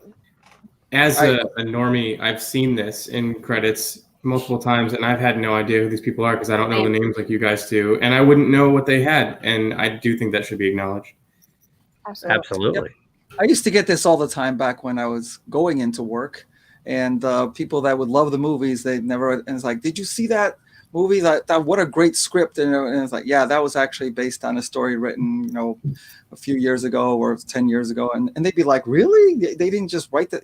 Yeah, really. That was already written down. Yeah. And they'd be all amazed at that. It's like they thought these script writers just came up with it all on their own. No, that was in comic books. Some of them are ripped, like Captain America Winter Soldier, the Bucky. Oh, that was exactly. Storyline was exact, pretty much. Yep. So, yeah, the idea that some creators are flattered enough by seeing their name up there anywhere on screen has led mega productions to do exactly that. See your name, you're welcome. Yes. Those original ideas are in the very DNA of the big productions. They're not inspirational afterthought. They are the thought itself. The film or TV series would not hold its shape it does without those original creators' ideas. The actors would not often play the characters the way they do without the original conception. For example, Bob Layton was an on-set consultant for the first two Iron Man films with Jon Favreau to help mold the character of Tony Stark with Robert Downey Jr. Mm-hmm. That's vital. Nobody knows who Bob is, but Bob's responsible for a lot of that Robert Downey Jr. portrayal. The fan base gravitating to those original elements in the film or TV show out of a sense of nostalgia, specifically geeking out over the preceding work's presence. New fans responding to the film or TV show are often responding to story beats, character tropes, plots, and visual designs that worked in the original telling of the stories and are working the same way again. So, yeah. So I guess he offers a couple remedies here. The proper credit is not thanks. It's concepts created by blah, blah, blah, blah, blah, blah, blah, blah, blah. Costume designed by blah, blah, blah, blah, blah, blah. Very simple. more than one creator involved? Well, you'll often hear as a rationale that makes it impossible to credit everyone. It, of course, does not. Check out that thank you list at the very end of the production for proof that people can indeed be grouped under a single listing in the credits. No problem. This guy's great. Really like this guy. This point is simple. If the film or TV show knows the thing they are thanking an original character for, then they can actually credit the specific creator for the specific creation, and should. Credits are free. They cost nothing. So to withhold the proper credit is unconscionable. But speaking of cost, compensation is the other practice that needs to be brought to light. The proper compensation of these original ideas is nothing, nor is it thanks, nor is it random low-dollar payment a production will not miss, but a comic creator might be thrilled to get out of the blue. Yeah. Some residuals would be nice, right? And I know Paul Kupperberg gets some. Eventually we'll have Paul as a guest with us. What? But he'll open his mailbox, like he'll tell me, oh, I got a nickel today, for... if they use one of his characters on the Flash show or something, he gets a check for a nickel. So, it's a character he created for them, so he gets royalties for that. If it's a character you didn't create, if you're stewarding a franchise, like, or a character like Spider-Man. Okay, I'm Dan Slott. I wrote Spider-Man for 10 years, and they borrowed one of my story ideas. He's not going to get residuals for that. He didn't help create the character. Stan Lee and Steve Ditko. Right. Where like Paul created a couple of original villains, and they've used them on the TV shows. They own that character, but he's the creator of the character, so he's entitled to something. So but really interesting article. It just caught my eye because I've been complaining about this constantly. I'm tired of going to these Comic-Cons and hear people behind me going, oh my God, like, are there so many people with comics here? No, I've heard that at New York Comic-Con. It's got Comic-Con in the name, and they're baffled as to why there's so many comic books there. So it needs, it should be symbiotic, and it's not. It's like they're completely separate worlds, and it's ridiculous. What else do we have? I guess we're going to have to get into the bad stuff pretty soon here. It's all the bad stuff. We got the bad stuff. Is everybody ready? I'm always ready. All right, pull that Band-Aid. You buckle in. Bang! We'll start with this one. Now, God.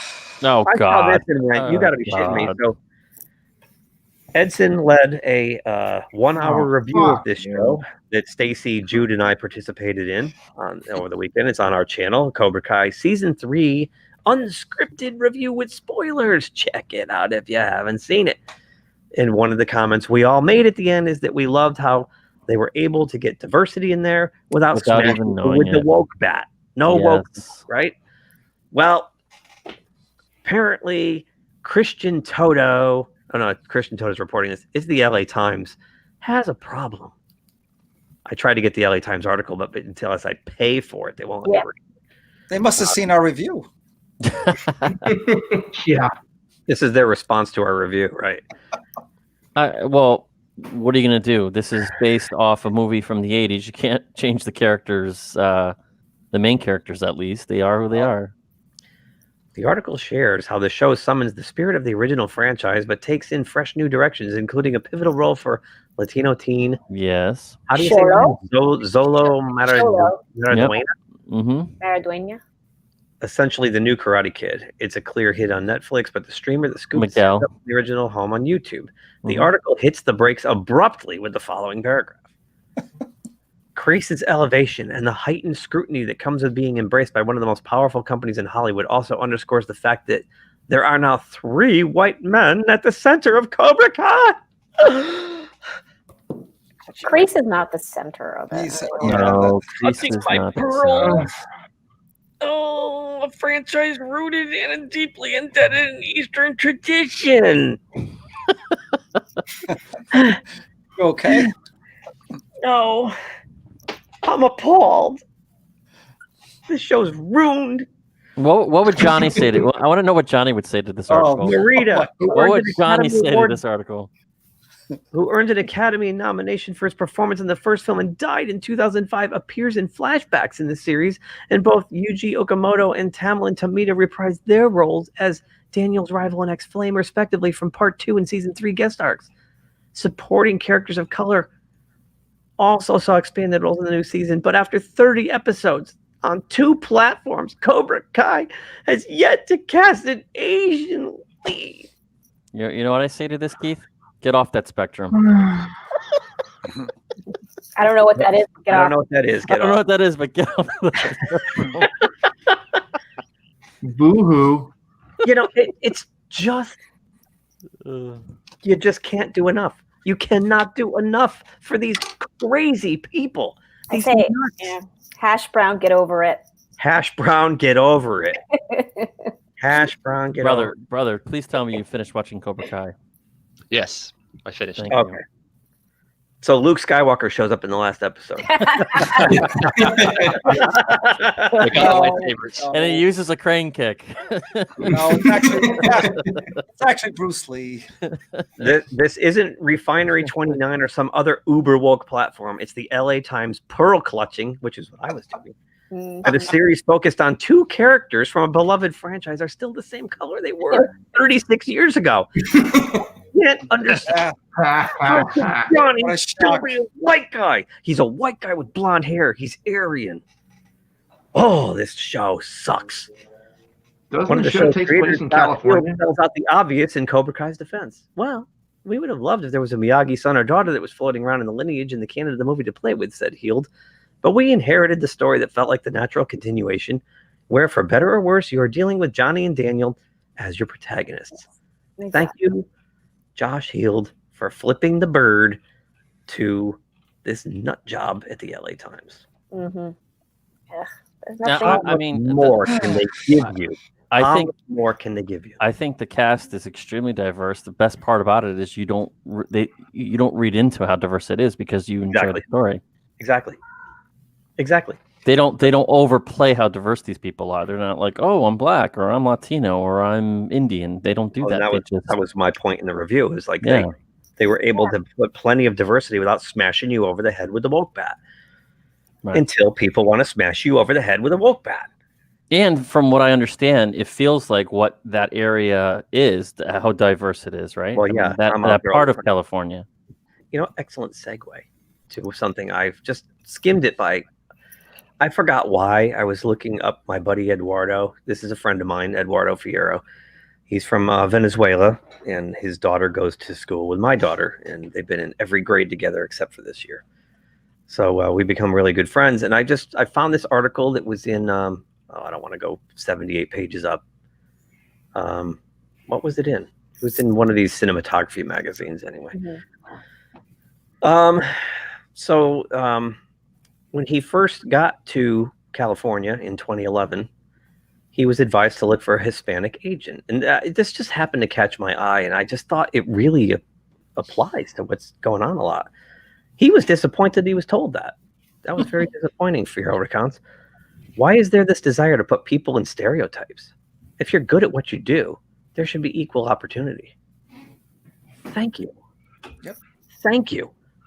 And we're really good friends. We're really good friends. And Eduardo's just, he's awesome. And I've never come across, like, him saying that, it doesn't surprise me one bit, is my point, I think. It's nice to hear, because it's always this idea that the white people who are virtue signaling for other people, the other people don't want that. Mm.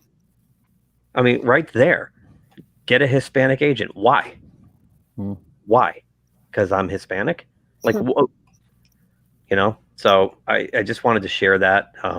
That dude definitely does not miss leg day. Holy shit. Go back to that picture. I just closed it. Holy crap, man. Did you see that guy's calf? No. Who, Eduardo? Yeah. No.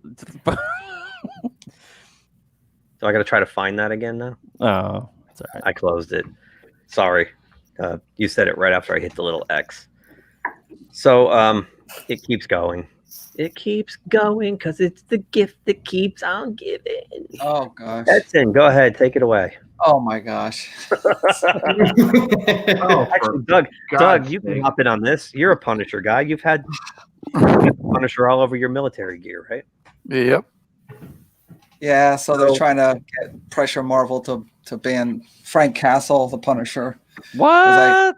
Because I guess some of the guys in This that guy were right here. This guy right here. They saw Remember somebody the- wearing something and the skull symbol for him, and now they want to just ban the character. It's like, So basically, this guy has this thing right here on his chest. I don't know if you can see my mouse circling it. Well, Nam said it It's was got a the little Batman Punisher emblem. symbol. Now, I'm willing to bet dollars to donuts that this guy doesn't read Punisher comic books. Right. No. He just That's thinks the He You just just saw think the skulls skull are logo cool. and thought it was cool, right? Yeah, skulls are cool. Exactly. And it is a cool logo. In fact, I have a Punisher thermal. I should have worn that tonight for this. Because I'm a white supremacist and I have to wear my zip ties Punisher. though look like No, but I think I got from the article mostly was more that there are people kind of co-opting it and like making it a symbol of something that maybe people that do like the comics or like the movies don't like connect to. You know what I Yeah, mean? but it's all visual. It's just they only see the visual representation of it. They don't read the comics, so they have no clue what it's about. And like they're saying that like there's nothing that Disney or anybody can do about Right. it. There's Right. Oh, but they want them to do something about it. They want them to get rid of the Punisher. Like you are judging a book by that its doesn't cover make at this sense. point. You know what I mean? Like You know what I mean?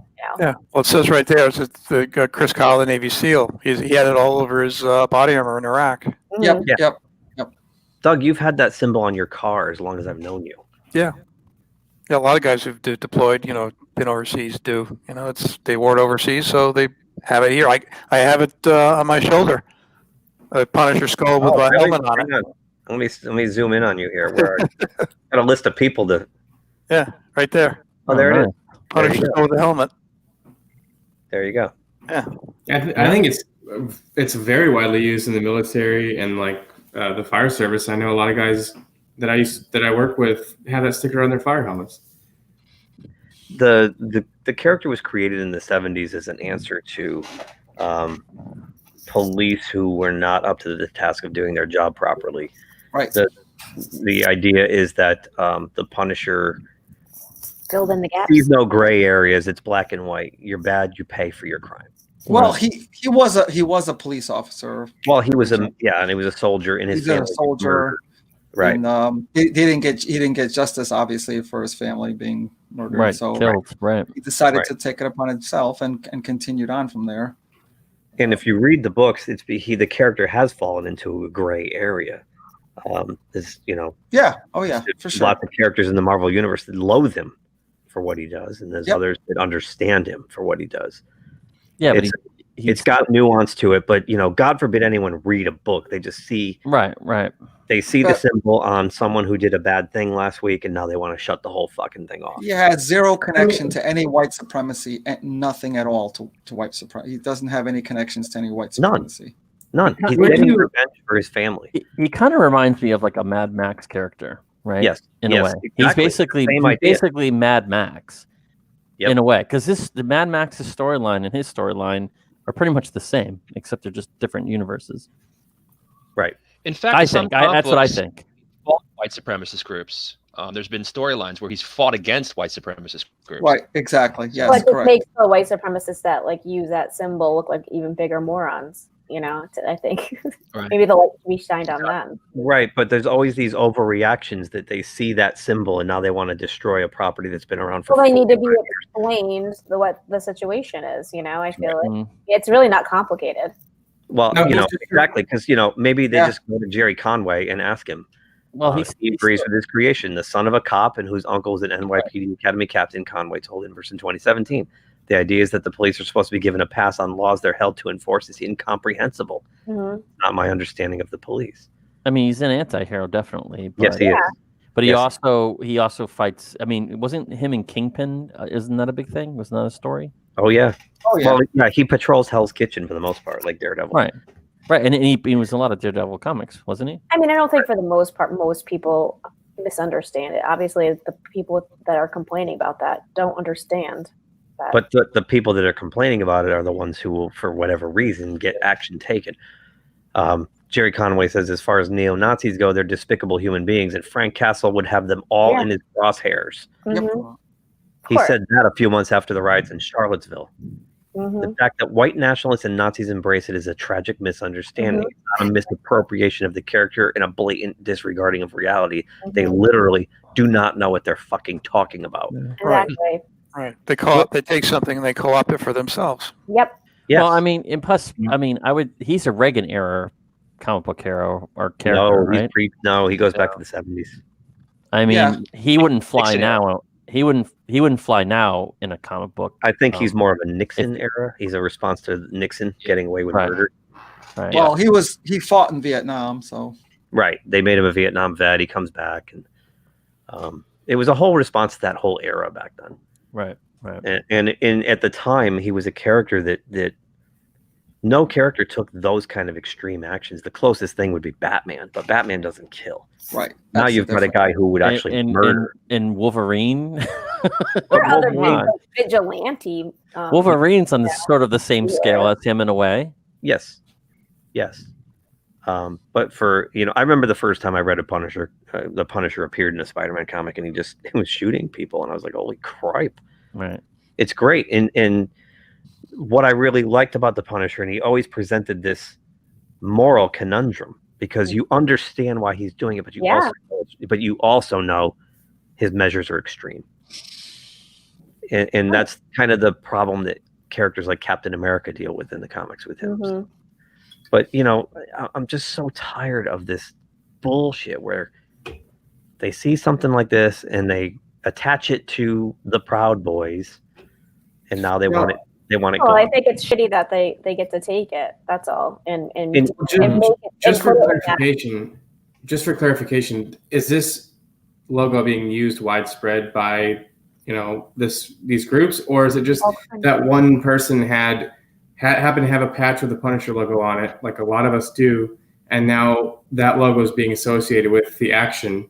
That's a great question. I think it's been because if they're yeah. I see it being used a lot as well, but I see it being used a lot, like we said before, in the military, the fire service, police service. So I think it's just it's a symbol of the logo. There's guys at the gym. Guys Right. It's a widespread logo. I don't think it's specifically, it hasn't been adopted the way like some of these hateful symbols and flags have. I think this guy just had a patch, and now the Punisher's taking the fall for it. And I don't think that's fair. I mean, you can kind of look at any catastrophic event, find somebody doing something negative with some logo, and then, place the blame and associate. Yeah, I want to see next time somebody goes in there with a Mickey Mouse logo. Exactly. I think to me, it's a symbol of the alpha male. That's what I think. Right, but it's also, again, we're going back to what we've always talked about. You can't get rid of something that's been around that's considered art to people, or considered something that's artistic and has a story behind it, and then just destroy it because you just want to. It doesn't happen that way. And that's what bothers me about it's a fictional story. It's based on fiction, not people like this Eric Francisco. This is not journalism. This is gaslighting. When you put your opinion in the headline, stand back, stand by. The Punisher isn't Marvel's anymore. He belongs to the Proud Boys now. The violent anti-hero of the Marvel Universe is being appropriated by domestic terrorists. What's Disney going to... Well, again, editing. What's Disney going to do to stop it is how it works there, Eric. Okay, let me teach you a little grammar 101, sir. Right there. This is one giant gaslight. Well, you know what? That's his opinion. This is not in the article when you put your opinion in the headline. Exactly. This reminds this guy. This would hold water if this logo was being used as the only symbol of the Proud Boys or whatever. Or if there was like mass murder going on and they're always using the Punisher logo or leaving the Punisher logo victims. Yeah, I really think I kind of agree with you. It's kind of just become the symbol of the alpha male, and this fella probably thought he was the alpha male, and now. Yeah. But there's a lot in there thought they were an alpha male. But there's a lot of cartoon characters like Peppy the Frog. He was created by some guy that was doing a cartoon. I think it was called the Boys Club or something, and he turned into like this political thing, or I don't even know what he is. An alt-right meme. Yeah, it's an all right meme, but he was designed by one guy that was making like almost like it was kind of like a kid story, and he's like, I have no part of this. They just took it and ran with it. He's really angry about it being appropriated. He's extremely angry about it. It's that one I've seen all the yeah, it's kind of like their mascot. Yeah, and I think in the cartoon it was just about a frog that pees his pants or something. It was just something. It was something ridiculous. It was something completely ridiculous, and then it became like an overnight sensation, and now it's like a symbol for I guess the alt-right movement. And he's the guy who designed him. Is just like, I don't fucking know. This is mine, and now it's taking it to another level. So it's the same thing. It's just the way. It's the same thing, but I really fear, and I don't know how you guys feel about it, but I really feel like we're going to lose the Punisher. That'd be stupid. Or as I forgot who it was, maybe it was Midnight's Edge or somebody said maybe they should just put a big flower on his chest now. I don't know. Only because you see all these big companies bow to this insanity, so they probably will bow to it again. Right. It's Disney owns Marvel now. They're not Marvel anymore. They're Disney Marvel. Yeah. Or at least they'll discontinue this comic until it's over. They'll discontinue his comic for a year or two. Yeah. What's the matter with Disney just saying to some people it's too bad? Get over it. Exactly. Right. One thing in this case, one thing has nothing to do with the other. You're really making a stretch to tie this together. And if they really thought that like that guy was Punisher inspired, he would have gone in there and gunned everybody down, right? No. Oh yeah. When I saw this, oh my gosh. So Edson said this. You want to take the lead on this one, Edson? Oh my gosh. This kid. Anyone see this game? The Washington versus Tampa Bay. I saw parts of it, and it was amazing how this. I started watching it. And I didn't see Alex Smith come up. Alex Smith is like the Washington starting quarterback. And I said, are you kidding me? Alex Smith isn't even in the game. This is going to be such a beating by Tampa Bay and Brady. And this kid he was amazing. It was his first ever start in the NFL. He played really well.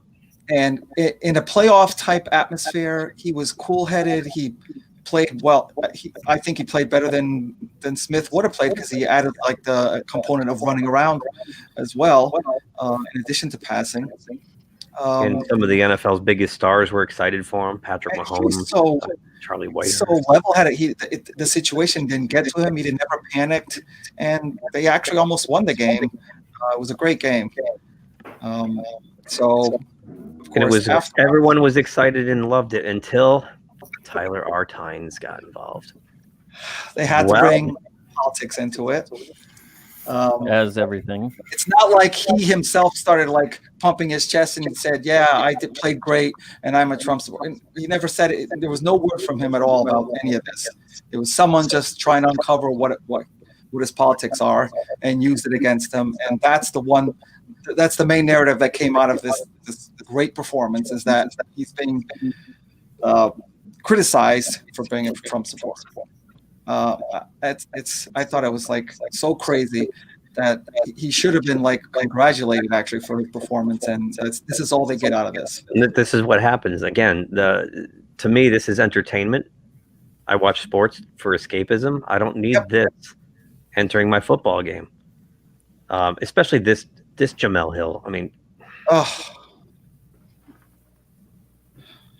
what a cement head. And she's supposed to be. She's supposed to represent like she's a journalist, right? No, I'm saying like she calls herself like she worked for ESPN at one time. Of course, got let go. Wonder why? And she's like calls herself a sports journalist, and this is what she brings up. That's it. She can't report on what happened in the game. How like Tom Brady, like the icon of football, and this kid comes along and goes toe to toe. Yeah. Toe them. Well, and that's the thing too. You got to think about that. ESPN is very progressive liberal, and they got rid of her. How bad is she? Yeah, I know. So it just goes on and on. They're calling him a proud boy, and this is what they do. They start labeling people. And I think the funniest part for me about all this is that Tom Brady's a Trump supporter too. Yeah, that's true. But they know, his he's been in the game for a while, and he's kind of got the shield from just being probably all-time great. So Yeah. can't go after him. Tom's got plenty of FU money. He doesn't need to worry about the mob. I can't believe it. It was such a great story watching him, and afterwards to see that, I just don't get it. Yeah. I got one more story, and then it's That's the big one. The big one. Yeah, we got this. Shut up, Wesley. Shut up, Wesley. Shut up, Wesley. Shut up, Wesley. Shut up, Wesley. Shut up, Wesley. That's awesome. He just won the Darwin Award for Genius of the Year. What the hell? Wil Wheaton implies white people are domestic terrorist insurgents. You caught me. Declares he does not want the United States unified. Wow. Yeah, he's actually acting like an insurgent by saying he doesn't want the United States unified. The people that make these claims, do they think of what they're going to say before they say it? Shut up, Wesley. Shut up, Wesley.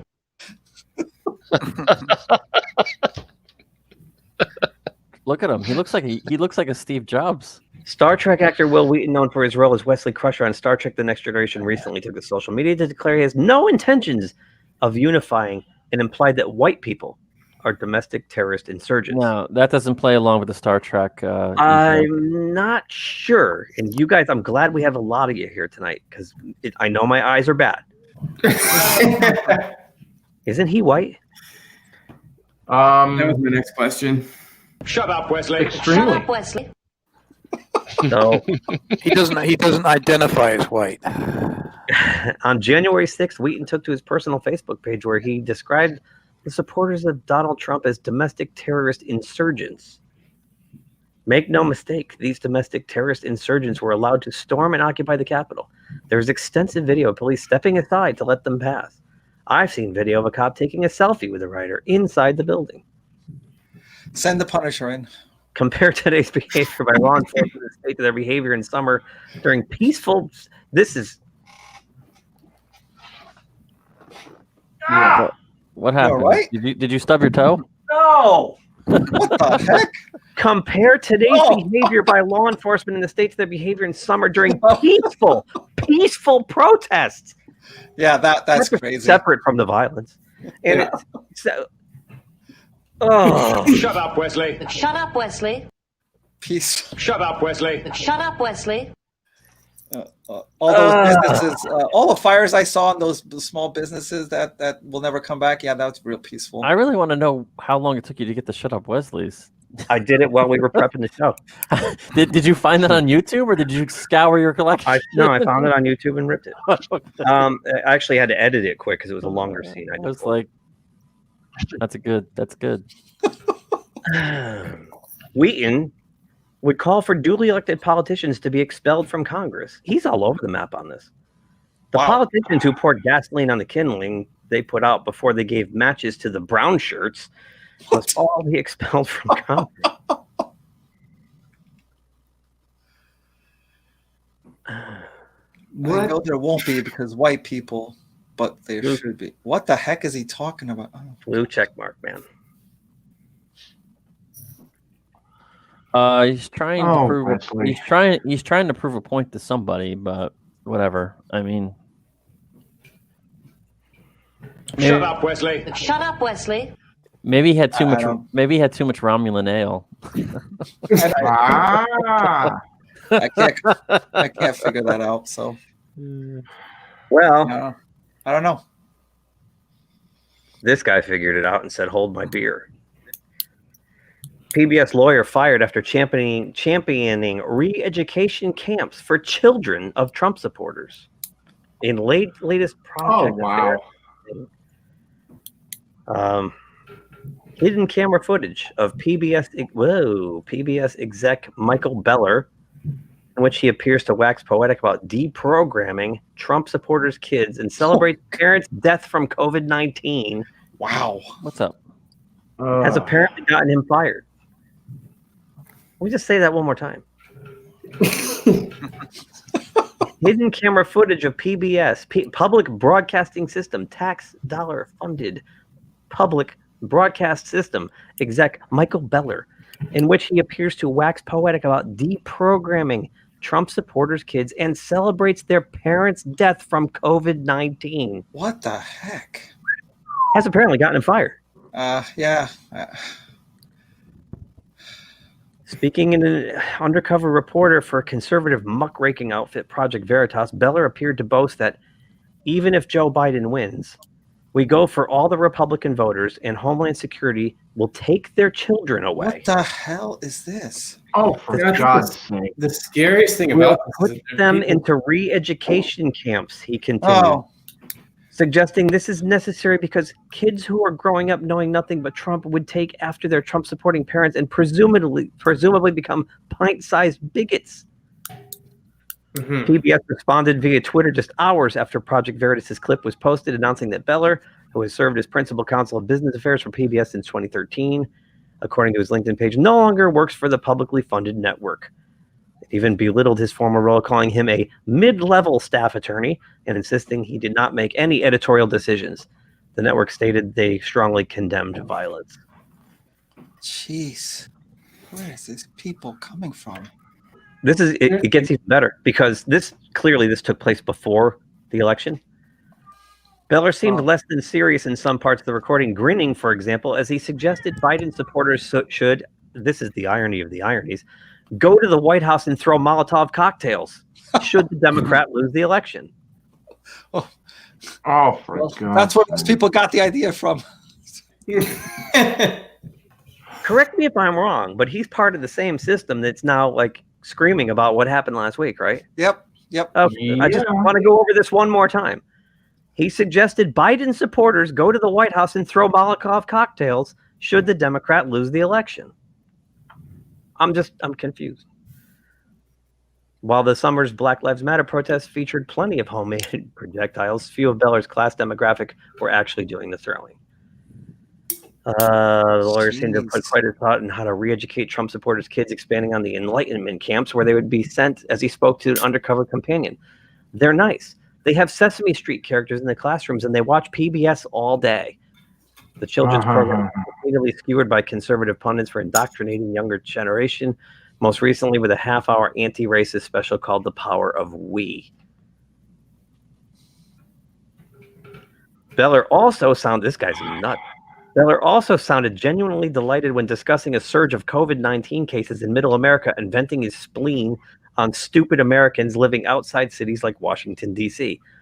He says, what's great is that COVID is spiking in all the red states right now, he said, explaining that either those people won't come out to vote for Trump or a lot of them are sick and dying.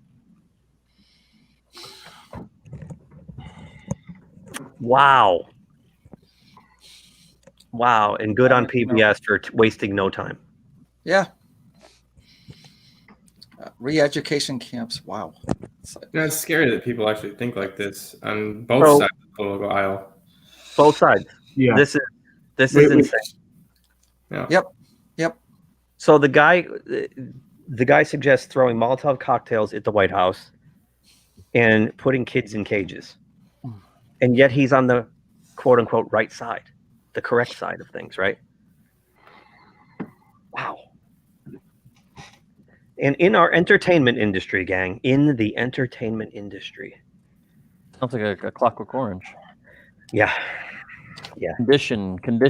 This one I just saw like an hour before we came on. It was Clownfish covered it and they were freaking out about it. And I was like, holy cow, you got to be kidding me. So I had to find it.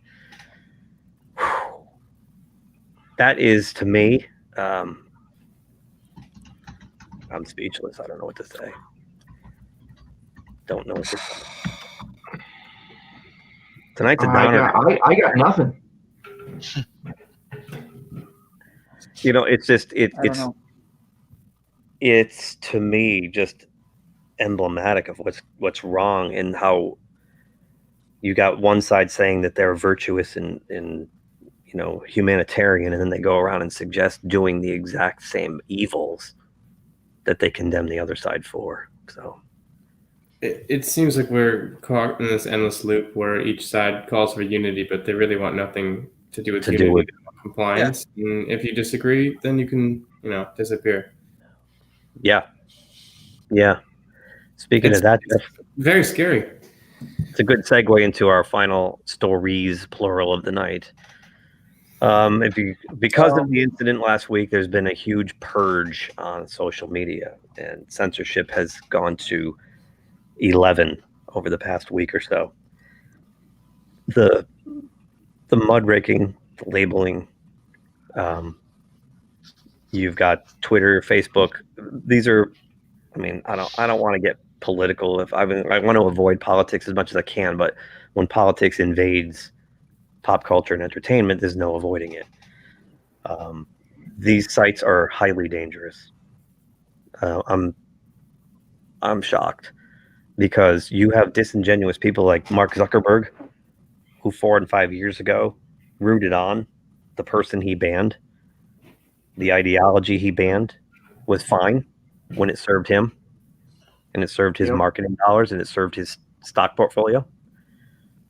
And now when the narrative flips, so does he.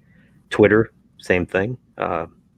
YouTube purged a whole bunch of channels. These are people who worked hard to build a monetized channel that they were making a living with, and without notice, it was ripped down and taken away. This isn't free speech. I don't think it's fair. We're grown adults here. If let's use Alex Jones as an example. You don't like Alex Jones, don't listen to him. But it doesn't mean that he can't run a business. I think it's supposed to be America, and you're supposed to have a choice. I do think it's targeted towards the big time channels more than is the small time, because I listen to both sides of the spectrum. I listen to conservative news, I listen to liberal news, progressive news, and the smaller channels are fine. It's working its way up. They're just chopping the heads off the top, but it might work its way down.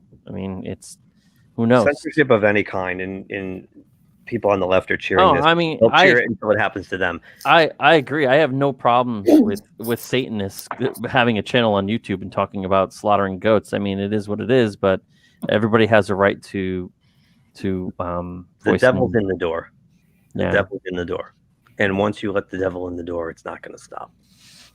This is really alarming. And the pace at which it's happening is alarming. But, I also think that social media right now has gotten to a point where it's, in some cases, it could be very dangerous, like misinformation everywhere. And unfortunately, some people read into the extremes on either side. And the problem is you read into the extremes on either side, then it sounds like a fictional story. You have to realize that every QAnon, even how crazy a certain QAnon conspiracy is, you can't go down that rabbit hole. You have to come back to reality, because some of it is way outlandish. But that's the thing. It's the other side of the spectrum as well. But once these channels start talking about it, I think people get scared. And I don't know. It's the idea that they don't. You're supposed to be an informed adult, and you're supposed to be able to have your own opinion. And I think the scariest thing when it comes to actual, social media is, yes, social media has reached heights that nobody ever thought it would reach. But it's supposed to be a place where we can kind of share ideas and personalities and dialogue with people of all different backgrounds, and that's wonderful. But when social media companies start taking a political stance and just completely eliminate people that they don't agree with, it gets very, very one-sided very fast, and you kind of lose that system of checks and balances that we create amongst the people. We can't disseminate information if they do that.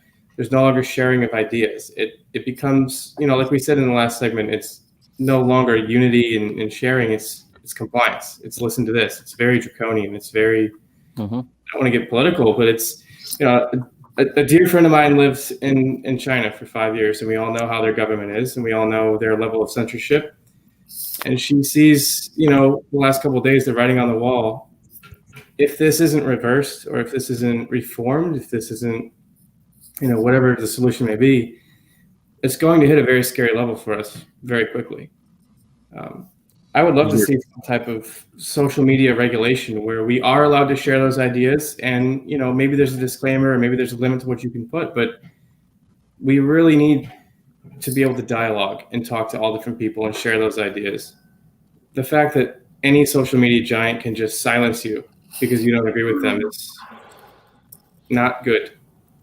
No, it's not. And it gets worse when you have sites like Parler. And again, this is an entrepreneurial venture, and it's a private business. What gives Amazon and Jeff Bezos or Tim Cook at Apple the right to take their app down and put him out of business? This is someone's life work. This is someone's income.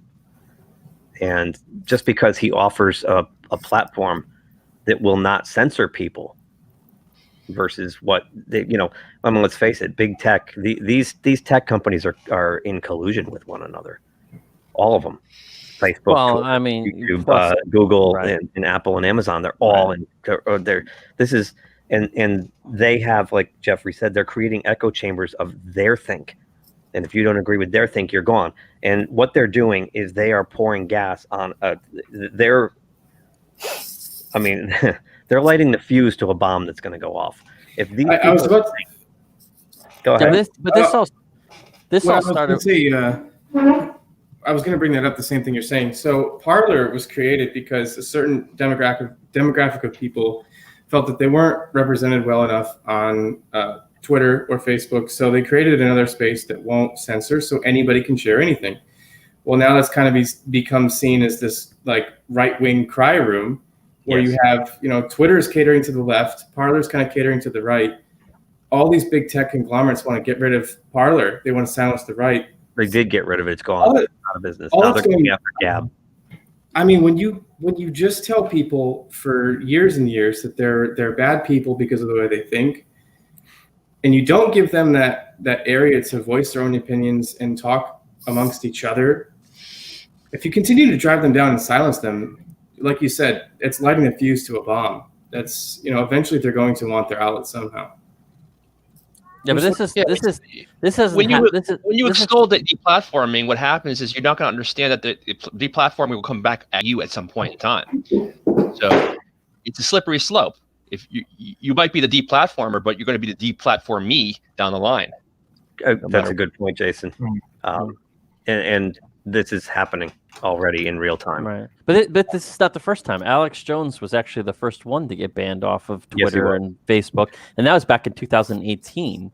Yes. And I think most of his allegations were that Sandy Hook was a hoax, or it was some I forgot. He's a conspiracist. He does wacky conspiracy. It was extreme. That whole thing was extreme to the point where I just read an article about one of the fathers, one of the 5-year-olds that was murdered.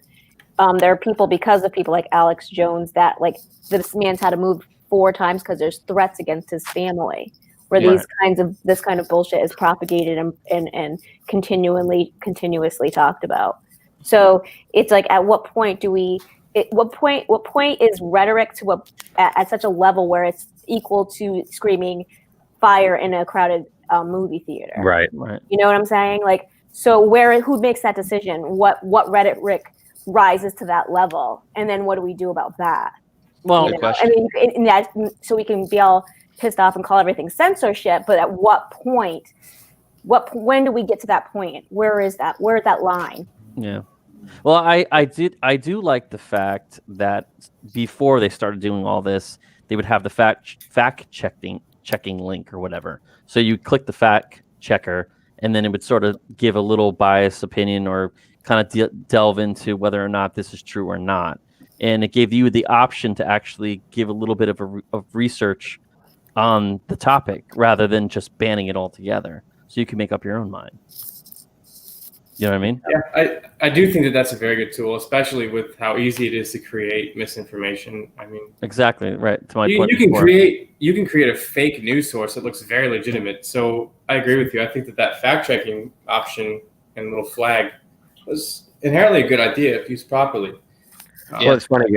Jackie and I were talking today about that. What's that? The Face app where you can put your face on some actor and put that's so weird. Yeah. Deep fake. Yeah. Yeah, well, it's deep fake technology, and they're basically showing you with an app, and like Jackie's like, she's shocked because she's like, why don't people realize that they're showing you how easily things are faked in real time?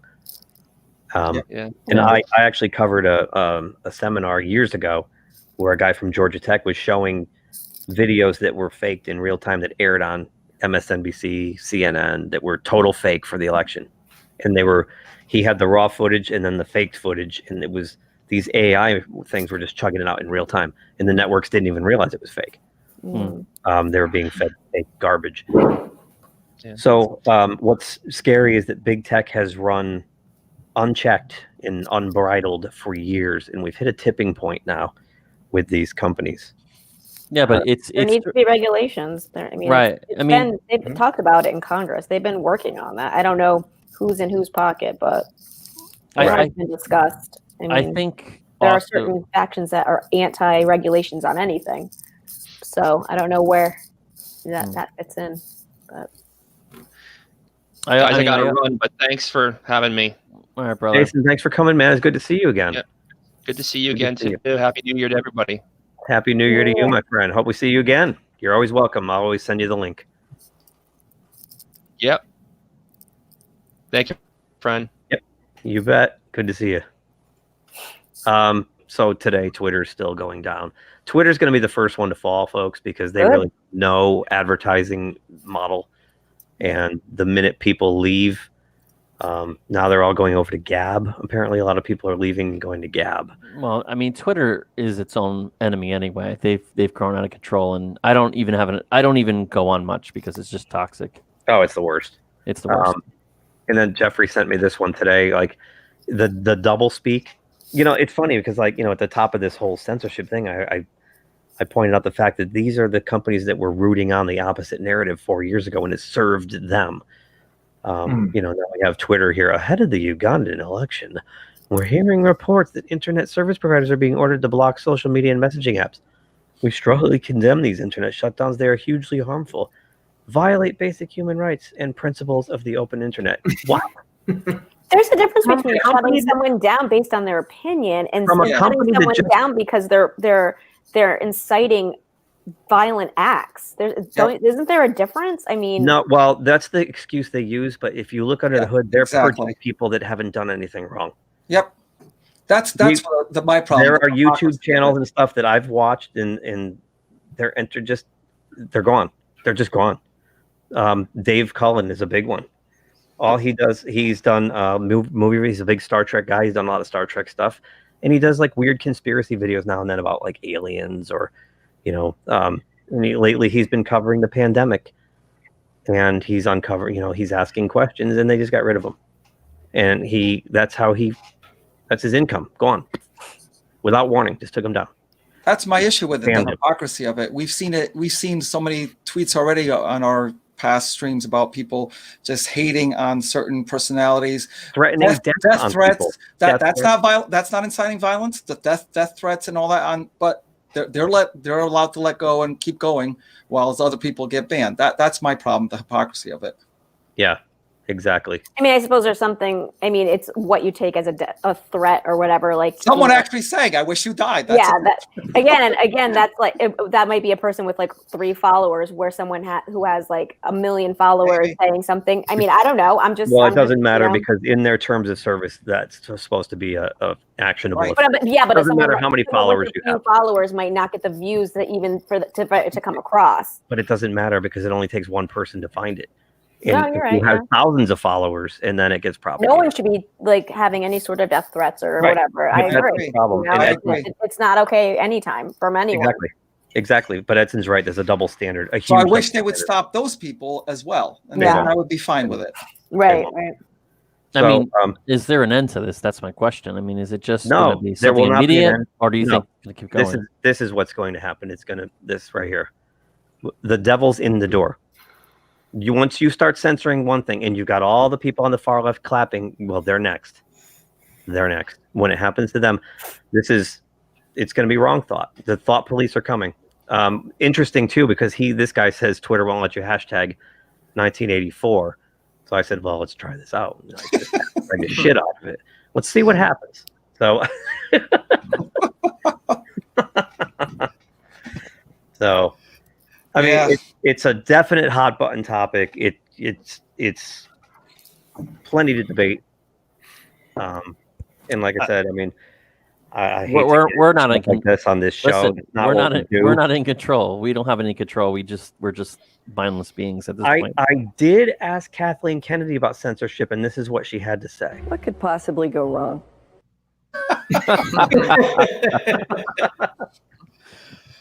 But it's true. We don't have any control over this. Is this the world we're growing into? So yeah. I mean, this is.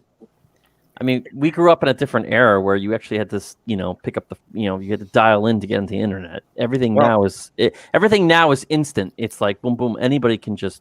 And I'll refer us back to our old friend Michael J. Tyson again. Thompson. It's late, but there you go. Yeah. And it goes back to Johnny on the, back in my day, we insulted you to your face and punched you. I mean, God forbid we get a big global EMP and just knocks out everything around the world for a week. People would start killing each other because they can't get on social media. Oh, more than that, they freaked out over toilet paper. I mean, what did we do before the internet? What did we do before the internet? You sent somebody a letter. No, I'll tell you what we did. Hate you. We took a walk in the beach. What we did before the internet was we talked to each other, and we didn't come up with preconceived ideas of who people were based on their voting habits. I think as put it perfectly, and when you watch people from other countries talk about what they're watching here, he put it perfect. He's like, "What the hell's going on over there?" He's like, 10 years ago in America, you'd sit there with your buddy and say, oh, I voted for that guy. Well, what'd you vote for him for? He's an idiot. Yeah, okay, I'll put the game on. Like, that was the end of the conversation. That was it. Yep. But now it's like, who'd you vote for? Well, that guy. Get the fuck out of my house. I never want to talk to you again. You scumbag. Like, that's the problem. We don't talk to each other anymore. And we don't listen. You've said it over and over. We don't. Well, yeah, and I think values have gone way far away. People don't have any more values anymore. They just open their mouth. They don't respect you. They just fucking hate you. And people jump to conclusions. Yeah. Everything. And what's interesting? People in containers. Look at that PBS guy. We just did the story of the PBS guy. Round up all the Trump children and put them in camps. You don't think that was hyperbole? No, he got fired. No, but you think he meant that Listen, happened? Yeah. Really? Well, you walked away. You didn't see the rest. He used re-education camps as a term. Re-education I know. camp. I don't know. No. Okay. He was celebrating people dying of COVID. Whether he was serious or not, you don't say those things. Come on. Well, it was a hidden recording, right? Like he was having a private conversation, and it was recorded that he said these things. He walked into something. He was but. He also. I'm not saying it's right that he said that. It's just it goes back to pre-election, and he said that the lefties should do what just happened last week. They should go throw Molotov cocktails at the White House. Yeah, that's stupid. Right. I was just like, wow. And I'm sure last week he was going, look at those animals. Yeah. Well, you said that people should do that, but only if it's your side doing that. No one should do that. The cathedral of the criminals. Anyway. Only the Punisher. Only the Punisher. The actual Punisher, I mean. I think I really do miss going to a Comic-Con at this point and just having people come in and everybody just I just feel like everybody, especially with COVID, everybody's too I don't know, on edge. Cabin fever, political just wound up. Everybody just needs to go to a concert. I was just saying that earlier, Jude, because I was kind of analyzing what's been going on, and I really think that a significant portion of why we're so volatile as a society is because, just like you just said, it's all cabin fever. We have nothing to do but stay home and watch the news and get fired up for our side against the other side. Whereas, if we were allowed to have our social lives, if we could all go to the movies, go to a concert, go to a sports game, we just forget about it. We live life. We bond over those things that we agree on. And right now, we don't have that. I wish that was true. But we were in the same place last year at this time. It wasn't as bad, though. I don't think it was. I think it was. It's okay. We've been on this slope for, I think, my entire life. It's been this battle of left versus right. These guys are good. These guys are bad. But on the whole, through your day-to-day lives, we have other things to occupy our time. We have that escape. Right now, we don't, we can't mingle with other people. We can't associate. And the escapism we are allowed to have, our politics are kind of seeping into it and just driving that divide even further. And I think that, as soon as we're allowed to have our lives back, I think you'll see at least some element of civil unrest kind of die down. At least I hope. Yeah, I don't know. I definitely connect it more to social media. I think that's the problem. Yeah, for sure. I think it's this perfect storm. It doesn't help for right, sure. That right. doesn't help. You're right. It's just a perfect storm of a bunch of different variables. Right. But I mean, stuff like that, and you get a warm fuzzy. Yeah. But it's $39,000 for St. Jude's Children. That's awesome. Right. But it's the same thing with like anything. Like if you play a sport, okay, and it's a team sport, it doesn't matter what politics your teammates represent. You play as a team and you come together as a team. So I mean, that's a big thing. I mean, I golf, or I play disc golf, which is not but I have people I play with that are completely different on political spectrums, but we still can have a beer like that too. We still have a beer. We still go out and play. We still bullshit. We laugh at each other. Like when we say certain things, we're like, yeah, it's stupid. You're stupid, whatever. But we're still friends at the end of the day. And I think I don't want to say as a country, but maybe just how we are, we lost that. It's too divisional. Yeah. 20 years ago. I remember my grandparents complaining about Reagan and talking politics back in the day when we were kids. And, at the end of the day, my family still got together and had dinner at the table. They didn't kill each other and weren't threatening to throw Molotov cocktails at each other. 20 years ago, there was an attack on our U.S. soil, and it brought the entire country together. And yeah, that's right. 20 years later, we couldn't be farther apart, and it's horrifyingly sad. It is sad. It really is. And it's the co-opt of the media and the social media. And it's quite a few things. It's definitely not one thing. But. I certainly wouldn't want to lose a family member over politics. I mean, or lose your child over politics just because your child disagrees with your political views. Right. Or say, you're dead to me because you don't believe what I want to believe or who you voted for. I sadly know a couple of people in my life who don't talk to family members in their family anymore because of it. So I saw this real quick before we get to the wrap up. This is an original concept board, I think, for Cobra Kai. Oh. Yeah, this is. I think I showed you this, Edson. Oh yes, they did. So Danny says, "Yeah, it's great." Teach me, Mr. Miyagi. Mr. Miyagi says, "No, I don't believe in karate anymore. Leave me alone. I just want to die." And this concept was pitched by That's awesome. Ryan Johnson. That's awesome. Cobra Kai by Ryan Johnson. Nice. I had it last week and I totally forgot. So anyway, we got to wrap this up because I have to get up at 4 a.m. Oh wow! Again, I got stuff. Keith, you're not on EST time here. No, I'm not. You're like on Mountain Time or no, I'm on. Pacific time. I've got to host 3 events from the UK tomorrow, and they're 6 hours ahead. Yeah, their first one's at 9 a.m. UK time, which is 4 a.m. Here. So I got to actually be up before 4 o'clock. So you might want to get up at like 3:30, 3 o'clock. I kind of have to be presentable. I'm on camera. Set an alarm right for 4. So they actually log in a half hour early. So who here has read 3 Jokers? Okay, so I have mine coming in the mail. Would you guys like to do a review? Yeah, bands like that'd a be review? great. Yeah, and anybody else, if anybody else wants to read it, I mean, that'd be great. It's I'm excellent. Read it again. All right, let's go around the horn and everybody tell the audience, give them a recommendation. We'll start with you at the bottom there, Peter Bradley, aka yes, aka Mr. Janky Internet tonight. I actually don't have one for this week. There was a DVD that I was going to review, but I watched it, I reviewed it, and I decided no, and I didn't like it. I thought it was definitely subpar. So I figured I don't have a recommendation. Okay, fair enough. All right, Doug, or Kathmandu.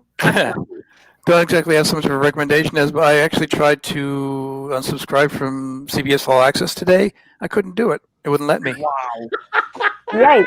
Literally wouldn't let me. I tried like 20 times and it wouldn't let. It kept giving me like an error message. Sorry, try again later. So that's not an accident, Yeah, right. Yeah. So you got. They want you to watch more Mikey Spock. Yeah. So I don't know if anybody else has had that problem, but I tried today and could not do it. I've heard people who have had trouble trying to get off that thing. Really? That's insane. I know. I canceled it. I got like a free month or what when Picard came on or something, and then I canceled it. But they kept it going and billed me, and I had to cancel it again. Then it got through the second time they canceled it. Yeah, I'm gonna call that. There's a number, I guess. I'm gonna try to call that and see what I can. We'll be waiting on queue for like. And make sure when they ask you, you say your Star Trek is fucking dog shit. They asked me when I left, why are you leaving? I said, your Star Trek is dog shit. That's what I wrote. Yep. That's funny. Steve Rogers. Throw a shield. I actually don't have a recommendation either. I know. I'm behind myself. I'm still getting through the list of things that was recommended to me months ago. And I love them, but I don't want to bring them up again. Everyone else has already seen it. So other than that, I'm getting ready for the NHL coming back this week. Tomorrow. Yeah. So that's it. I got nothing. Hockey season. Yep. Judah Buddha. I'm going to share my screen for this one. Okay. I will pop you in. As soon as I see it pop up, I will. So this was. Can you see it? Okay. Yep. So this was kind of a rare thing that I kind of watched. It was kind of off the cuff. It's called Alive, and it's actually a South Korean zombie film. I don't know if any of you guys seen Oh this. yeah, was it like #Alive? Yes, #Alive. Yeah. I think John really, really good. It's about a kid who gets trapped in his apartment, and I think he's on like the fifth or fourth floor. I might say in here, and he is stuck in his apartment. He doesn't want to leave, and he tries to find all these different ways to get out. And it's just amazing. And it's subtitled, so I mean, I know for a lot of people that kind of turns a lot of people off from watching these movies, but I highly recommend watching it. It's on Netflix. And the kid who plays in it is he's funny. It's almost like it's got a lot of comedic stuff in it, but it's also like a typical scary zombie film, like Zombieland kind of thing. Like Zombieland. It's really, really good. Yeah. And if you're in our area and you want to have some fun, you can rent out the Mystery Machine for $100.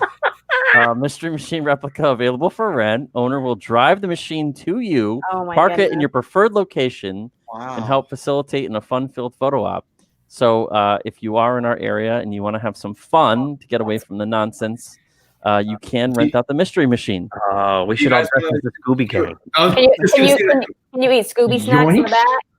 Colin's got the Scooby costume. We get Colin. There you go. Whole other level. There you go. Carla's got the Velma. Oh, it'd be perfect. Pete can be Shaggy. Yeah, Pete can be Shaggy. So I thought that was fun. I saw that on because I do Facebook Marketplace, because you find a lot of good deals on Facebook Marketplace, and this came up today, and I was like, "That's fucking brilliant! This looks like so much fun." So, good way for them to make money during the coof. Yeah. All I could think of with the subtitled movie, Jude, was, I'm not like rating and stuff. I've actually got something that I watched recently. If I could throw it out there. Throw it out there. Pleasantly surprised if you guys like little documentaries, kind of humorous.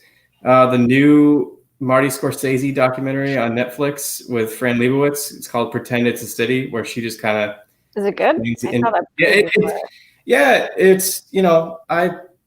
It's surprisingly good. It made me laugh. She kind of explains all the intricacies of living in New York City, like walking through Times Square, and how New Yorkers basically hate things about New York, but we all appreciate weird things.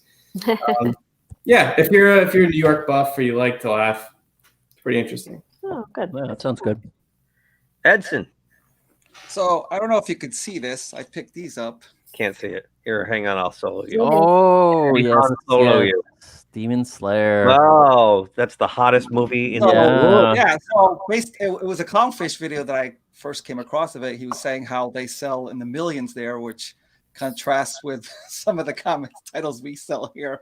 If we hit 100,000, it's considered such a big deal, but they sell in the millions there. So I picked it up and I started reading it. It was very interesting. I can see why it's so popular. It's also pretty made for all ages. It's not really that graphic.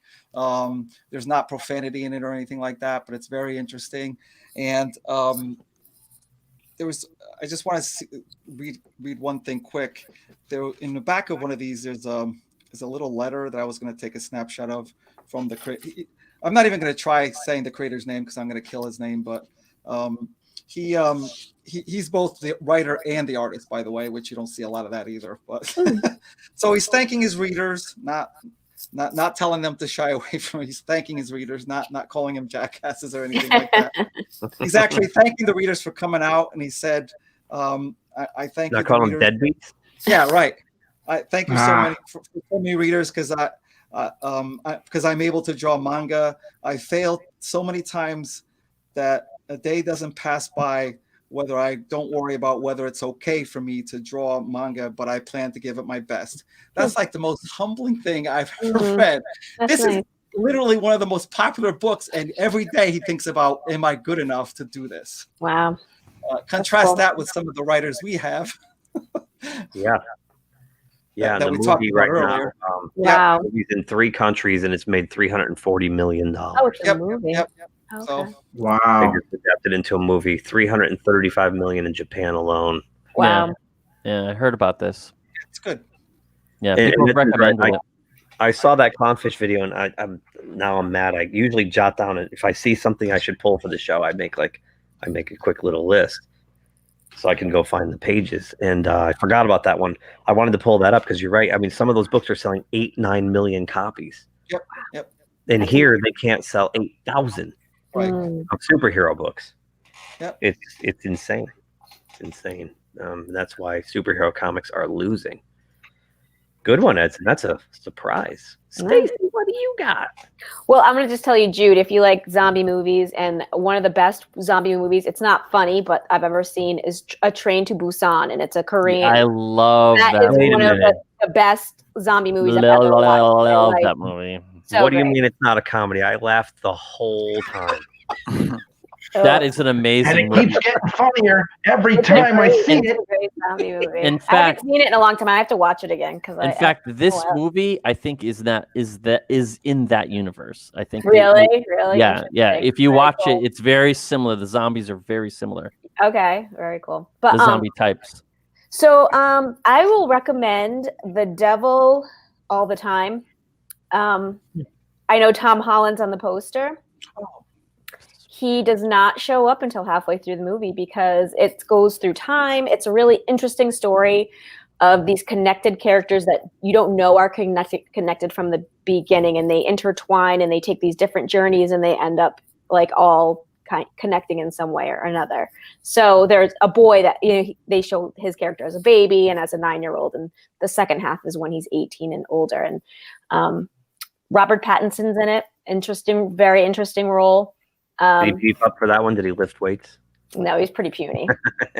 Oh, and surprisingly, I'm watching it, and the sheriff is like, who is that guy? He looks so familiar. I'm like, was he a guy on Game of Thrones? And I was like, I looked it up, and it's Bucky, or the Winter Soldier, and he's like the sheriff. And it's like, I think at one point they wanted to make him look like he had gained weight because it's kind of over time, and it's like he has something in his cheeks, and it's like they made his like uniform too small or something for his body. But it's really, I have not seen a movie like this in a long time. It was really, the story was really interesting. It really well developed characters, and I don't think you should let the fact that Tom Holland is the newest Spider-Man influence your watching it, because you're already you'll be so like into it by the time he shows up, and he does a really good job. He does a really good job with the character. That's like saying, watching anything with Daniel Radcliffe and saying, "Oh, I can't watch this because he's Harry Potter." Yeah.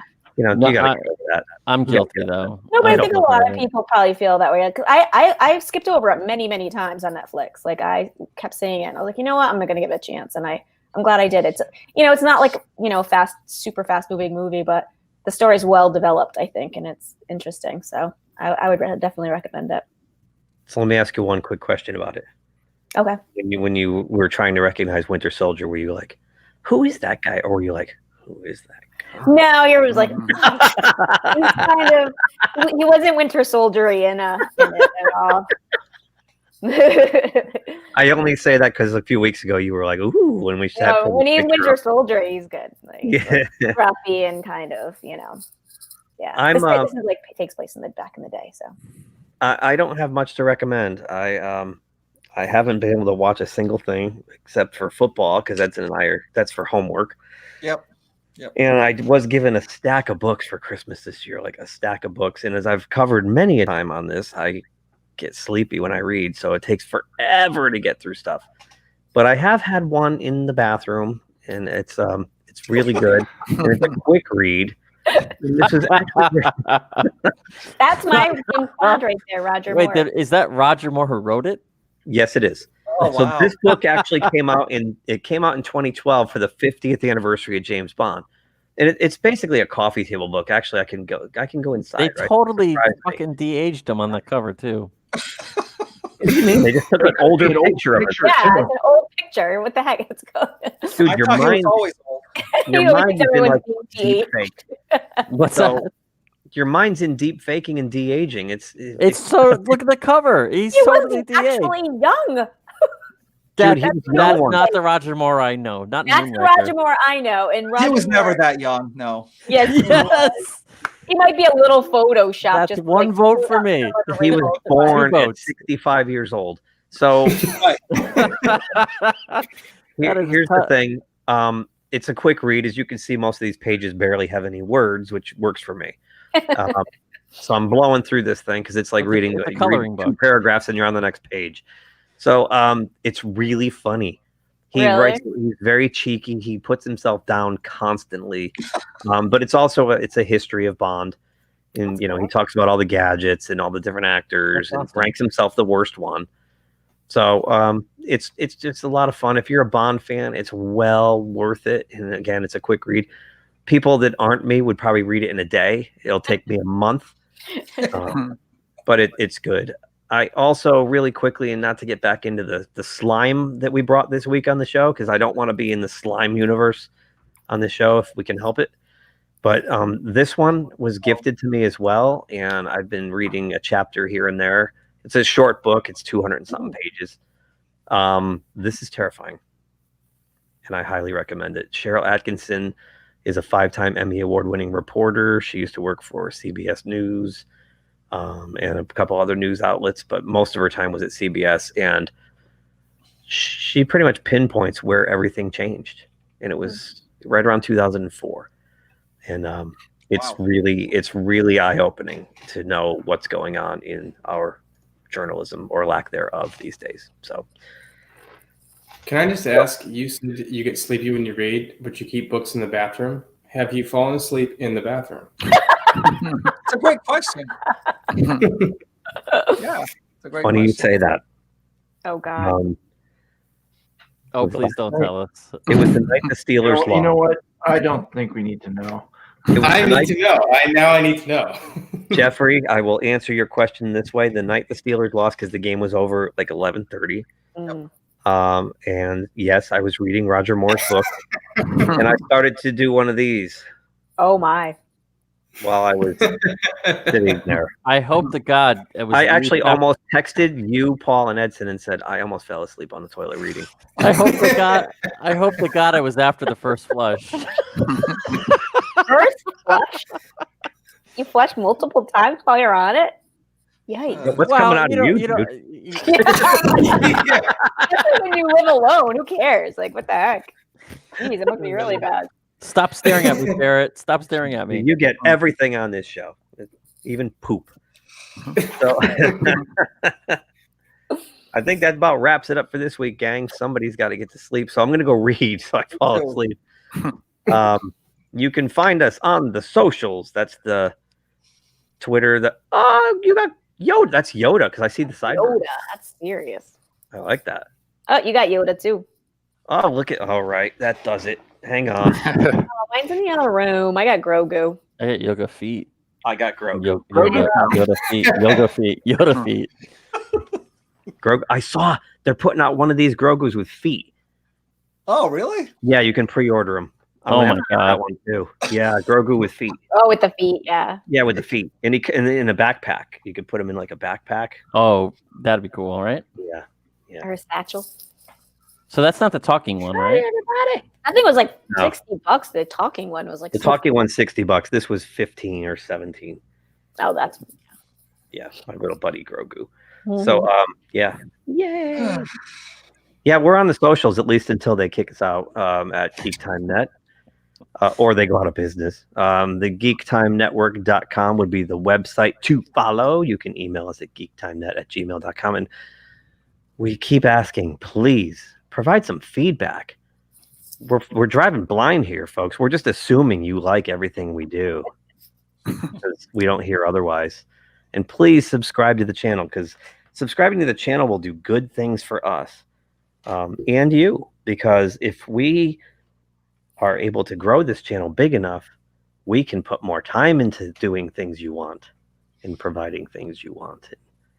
That kind of stuff instead of having to, I don't know, go to a job all the time. So that about does it No for more me. janky internet for Peter. No more janky. We don't like janky interwebs. No, janky's no good. So thank you guys for watching. And to the replay audience, we don't ever thank the replay audience because that's where we get most of our views. Nobody wants to watch us live. They'd rather watch us afterwards through their fingers.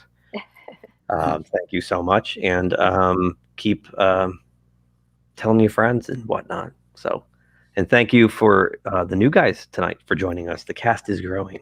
Our cast is out. So for Jason Breidenbach, who left us earlier, Peter Bradley, Catman, Doug Allardyce, Steve Rogers, Jeff Shaw, Jude Breidenbach. Yes, we have the brothers Breidenbach back. Edson Gomes and Stacy Wilbur. I would be Keith Larson, Mr. Caradune. We will see you next Tuesday. If you like this video, please subscribe to the channel. If you subscribe, make sure you click the little bell icon to be notified anytime someone from our show drops new content here. Thanks for watching, and we'll talk to you soon. Say, kids, what time is that?